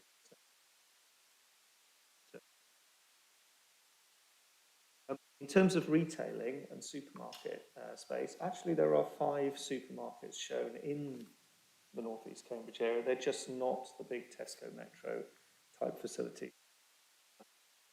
Sit over the railway, over the road bridge, and of course we're very aware that, and Terry has highlighted, that the patterns for retail are changing quite dramatically. The increase in growth in home deliveries is growing, and it's for that reason, and also from trying to think constructively about transport management, that we're proposing some local aren't at home. You're able to get your groceries delivered locally, or to smaller supermarket type stores on the site itself. Over Tesco's, who knows what in 30 years' time Tesco's will do with that site, but I'd be surprised if they were still burning fuel, keeping a huge great box like that operational in the same way. But I suspect people's convenience needs and access to them will evolve. If I can just cover off the concerns that Councillor Davis highlighted about density and the issues of open space and kind of lessons from the past. One of the really important is that if you build at very low densities, there are no facilities because there is no financial viability sitting behind their delivery. And one of the things that we need to be really careful about, and one of the things we've tried to think about in North East Cambridge, is how can you make sure that those facilities that look good on plans, ground floors of primary sector, are actually delivered because you've got enough people living and working in that community to use them, and indeed you've got enough people to actually join the clubs and make sure that there are community activists and so on who can actually lead and deliver some of those events. And although I think you're absolutely right that we have understood the relationship between the delivery of spaces and the activities that can then happen in them, and the quantity of people that are needed to get things going, so that you create a bit of momentum around a community. The way that we've sought to try and break the site down, some of the space planning, thinking around the individual plots and therefore how development may well come forward, was designed to try and recognise that we needed to be able to establish some of those communities with their open space, with their food growing space and so on quickly, but also at a scale that justified and made them viable. You made a point around the closure of the Science Park, and in fact that's something that we've been talking to the Science Park, well I've been talking to the Science Park ever since I arrived in Cambridge, because it's an incredibly insular place. and some of the recent work that you, for 1 to 21 that you will have seen and so on, has started to try and open that out. The team have spent a huge amount of time working with the Science Park to try and make it absolutely clear the expectations around it being part of a place rather than being an island. And to be fair, the Science Park and Trinity College particularly have moved in their approach to that, not least because what they're finding is that the absence of proper place is in fact a negative in terms of development values and actually erodes the quality of life and quality of workplace that they want to create. So they're desperately now trying to find ways of drawing people in, albeit in their own way. But the AAP seeks to recognise that. And again, Terry's diagram illustrates that by creating kind of an underpass into the Science Park from the eastern side of Milton Road, we're very much trying to see how we can draw people into that place in a way that perhaps hasn't happened historically. And you're quite right about the lessons from places like Accordia, which are insular, you know, and we've tried to engage with the landowners to try and make sure that new facilities have much more generous and open kind of place. But its master plan is predicated. There are existing landscape spaces in the Science Park. The objective is that they change, that they evolve, and that they are different. And that's something that the planning process, I think, through a framework such as this, can deliver both in the short term as well as through the AAP. So I'm just trying to think about if there's anything else. Clearly, if I can just address the proposed amendment, because Councillor Bick talked about the shortest feasible period. I think I just need to,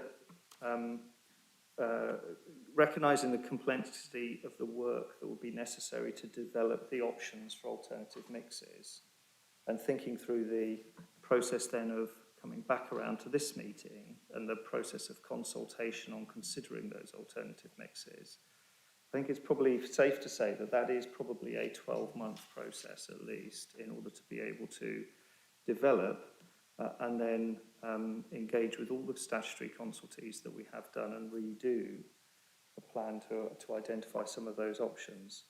The risk that that creates is that firstly an external risk that the development consent order process does not proceed until we have, or pauses until we have resolved that position. And that's significant because it affects the local plan and the AAP timetable.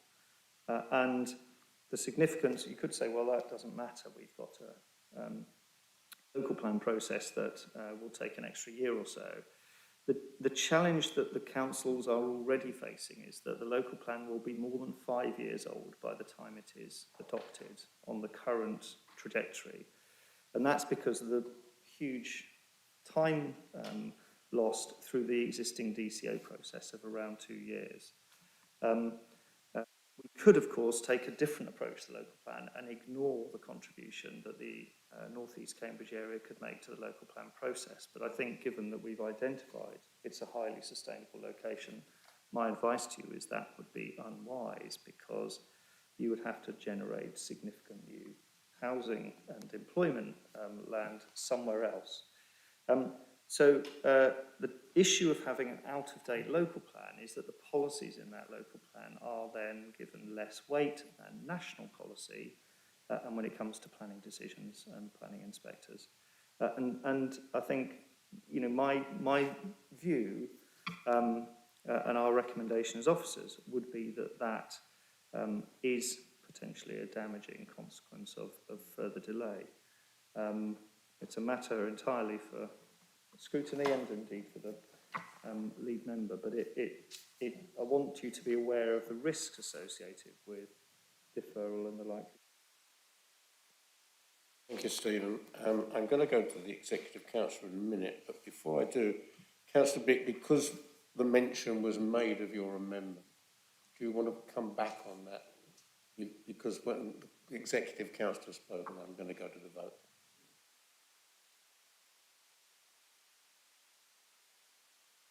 Thank you, Chair. Yes, if that's okay. But, so first, obviously, I'll be as brief as I can because I'm aware of the time, and most of us are back here tomorrow at 10 a.m. for planning, I think. So thank you very much to the officers. Obviously, we welcome so much in this, the sustainability, the reduction in commuting, the less reliance on cars, and broadly very happy with things like the increase in open spaces. I think the issue with our request to defer is at the moment this is a bit of a fait accompli for formal open space, and we're not satisfied that later in the process that we will be able to amend this. And we don't want to find ourselves a few years down the line wanting more but being told, well, that should have been decided at an earlier point. I mean, I notice it's only 9% of our own local plan. There isn't anything else nearby. I think Councillor Davies has referred to that. And I noticed Terry said it's 2 miles to the North Cambridge Academy. You know, and we are potentially looking at 2 schools, not 4, if we lose the secondary and potentially one of the safeguarded primaries. So again, that will be another reduction in formal open spaces that could, as I think Councillor Scott said, could be used in the evenings. You know, that's the joy of these pictures, that they can be used outside school hours for other things. So my concern is it's not enough at the moment to rely on other means.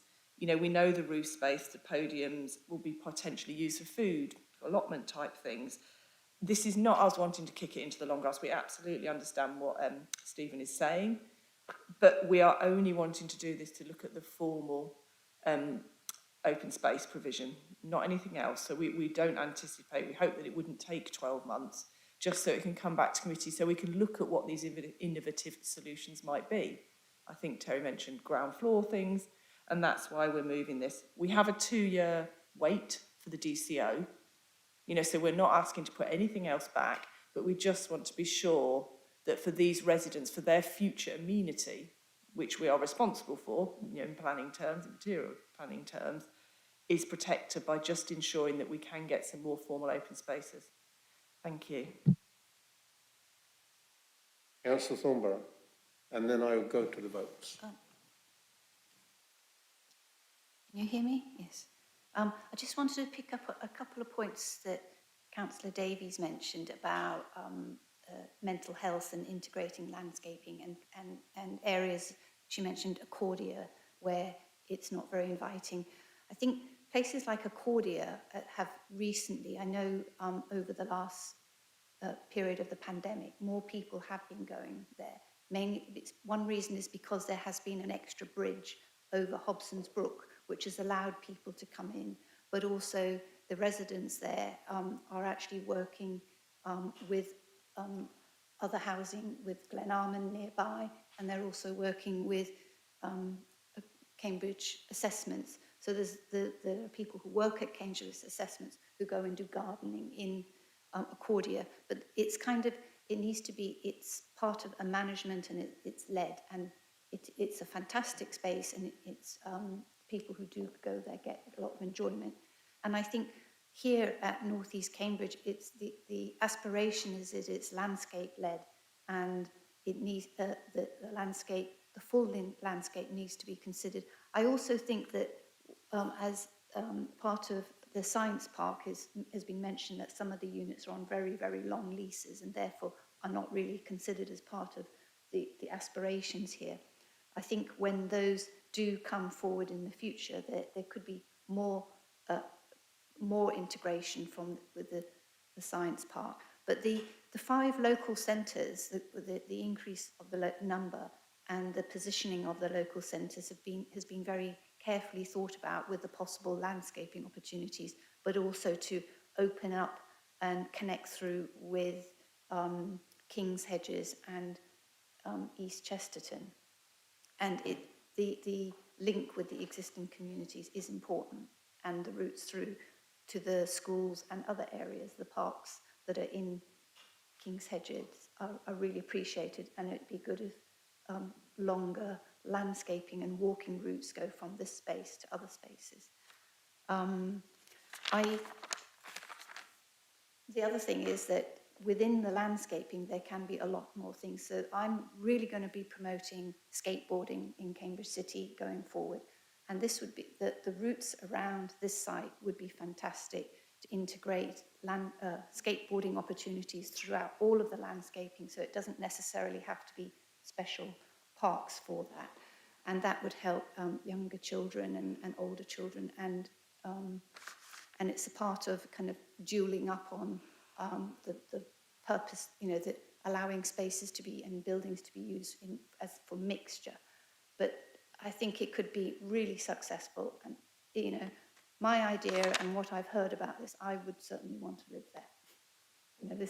So I would highly recommend this to everyone, and I want to thank the officers, and it's not just the documentation and the aspirations are great, but working with South Cambridgeshire District Council, local authority, and Cambridge City is difficult, and they've done a really good job. But the advisory group with Tim and Simon contributing, I need to thank them as well for all of the effort of what's come together to what we've got tonight. Thank you. Thank you, Councillor.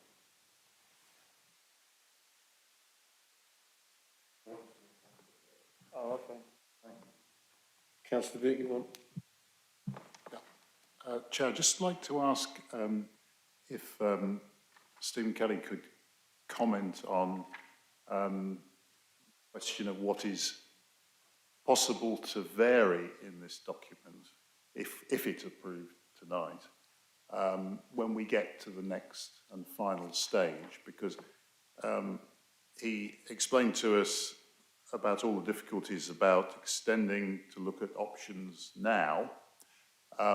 By extrapolation, I'm assuming that he's saying even more that when it gets to the next stage. So I'd just like to be clear, he's not holding out any suggestion that we could look at this at the next stage unless some thunderbolt that we don't actually control occurs. So there's two things. Obviously, if there's two potential points probably to make.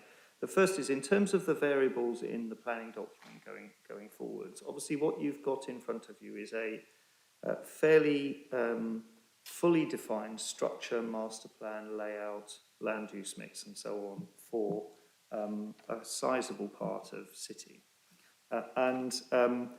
There are a whole series of evidence studies and so on that have been done to try and assess the consequences of development on here that have pushed and pulled those blocks in different shapes. So, for example, the landscape and visual assessment has resulted in the reduction in heights, the change in the disposition of them. What Terry's highlighted is that if you want to change fundamentally the balance of land uses and the mix of land uses, by, for example, putting in a formal sports pitch in the centre of the site, consistent with one city block, then that is going to change all of those other factors that have been that have.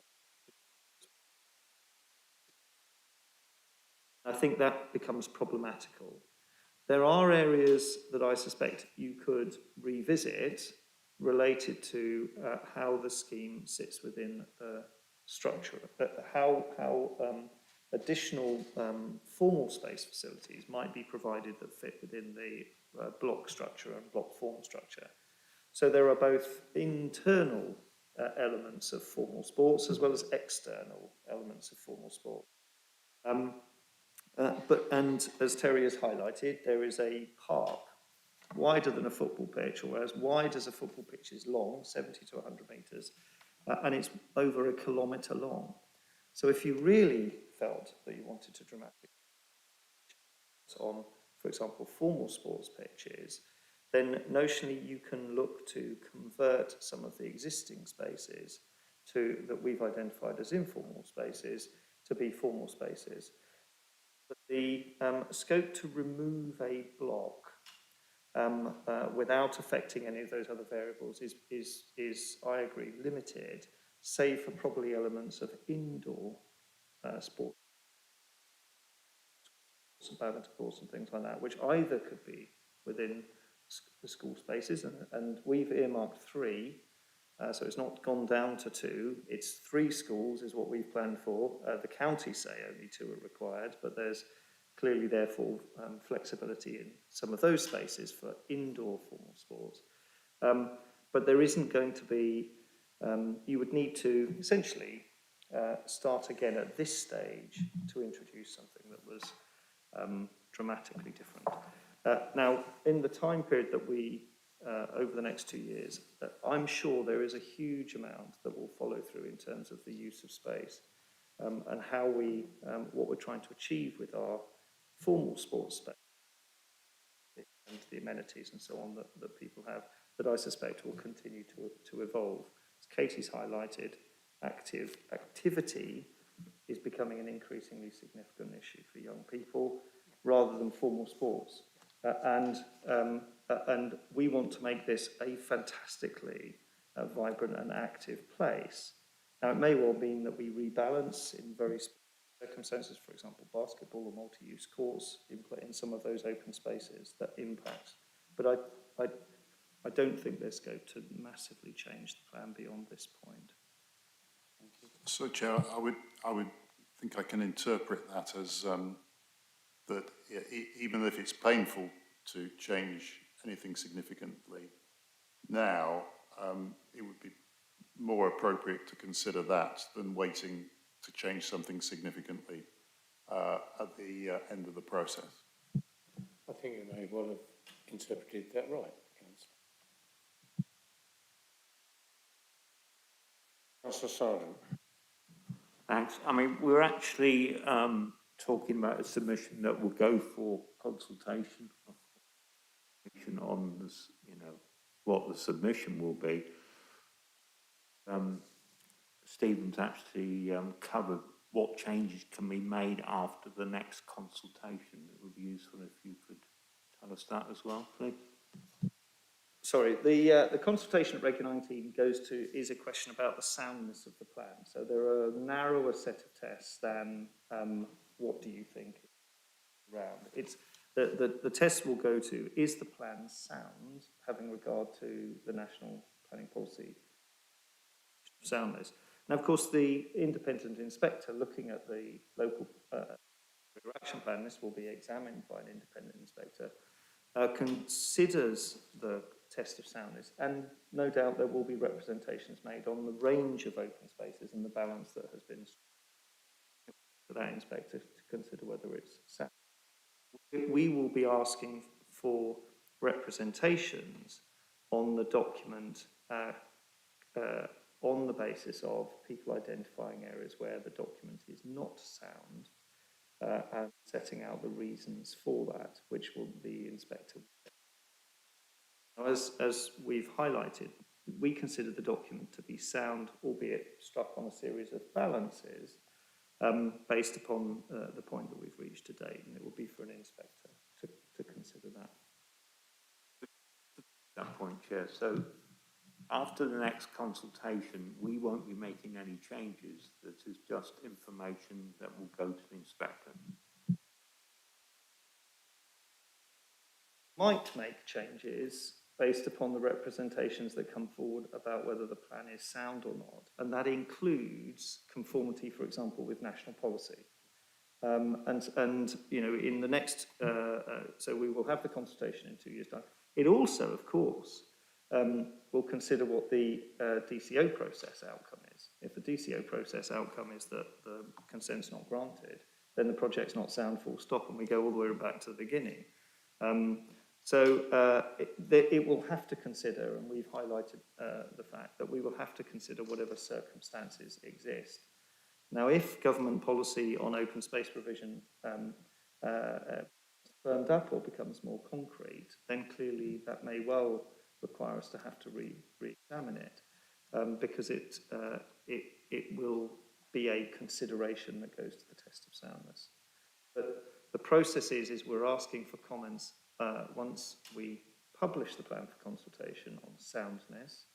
There is a process that allows you to make modifications to make the document sound or more sound, depending upon how you see it, in response to the consultation responses you receive, and then you submit that in front of an inspector and they will consider it.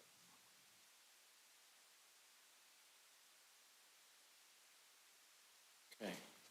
So we have an amendment which has been seconded and moved. All those in favour of the amendment, please show. Okay.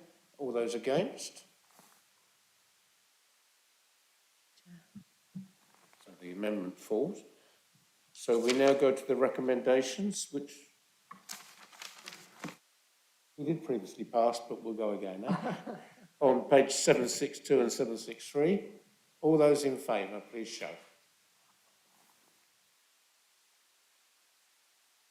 Votes, Chair. All those against? Abstentions? 3, Chair. The recommendations are accepted. Councillor. Yes, thank you very much. I accept the recommendations. Can I, let's take this off. Can I thank all the officers that presented and all the officers that they represent, in fact, because there's a huge body of people been working on this plan. It's a really exciting, a little bit scary, but a novel idea where we will have a non-transport area in the city, which may be the way that the rest of the city is going to end up. So I think this is a real significance, but the officers have done a really sterling job to produce such a great report and to be so innovative and entrepreneurial, which is, of course, the byword of Cambridge.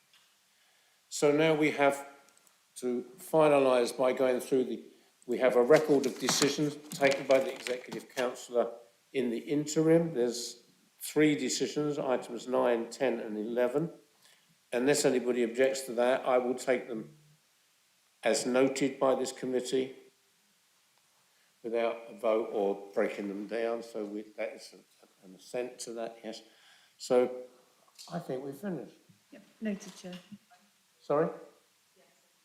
Yeah, the next meeting will be on the 22nd of March 2022. I look forward to seeing everybody there. I did mean to wish everybody a happy new year before we started the meeting. I'll do that now. Councillor Sargent wants to have the last word. As usual, I just want to thank the officers, Democratic Services and the IT provision, etc., for this hybrid meeting, which compared with some of the other ones I've been to has worked very smoothly. Okay, it might be a bit quirky, but in terms of technology, it's worked really well, and it was great to hear so clearly from the officers,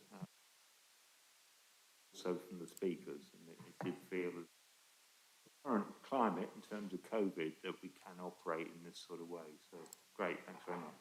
Yeah, I think that, of course. Thank you, Mike. Yeah, we'll second that, of course, from the chair. Thank you. I think that we can now cut the meeting off from the live stream.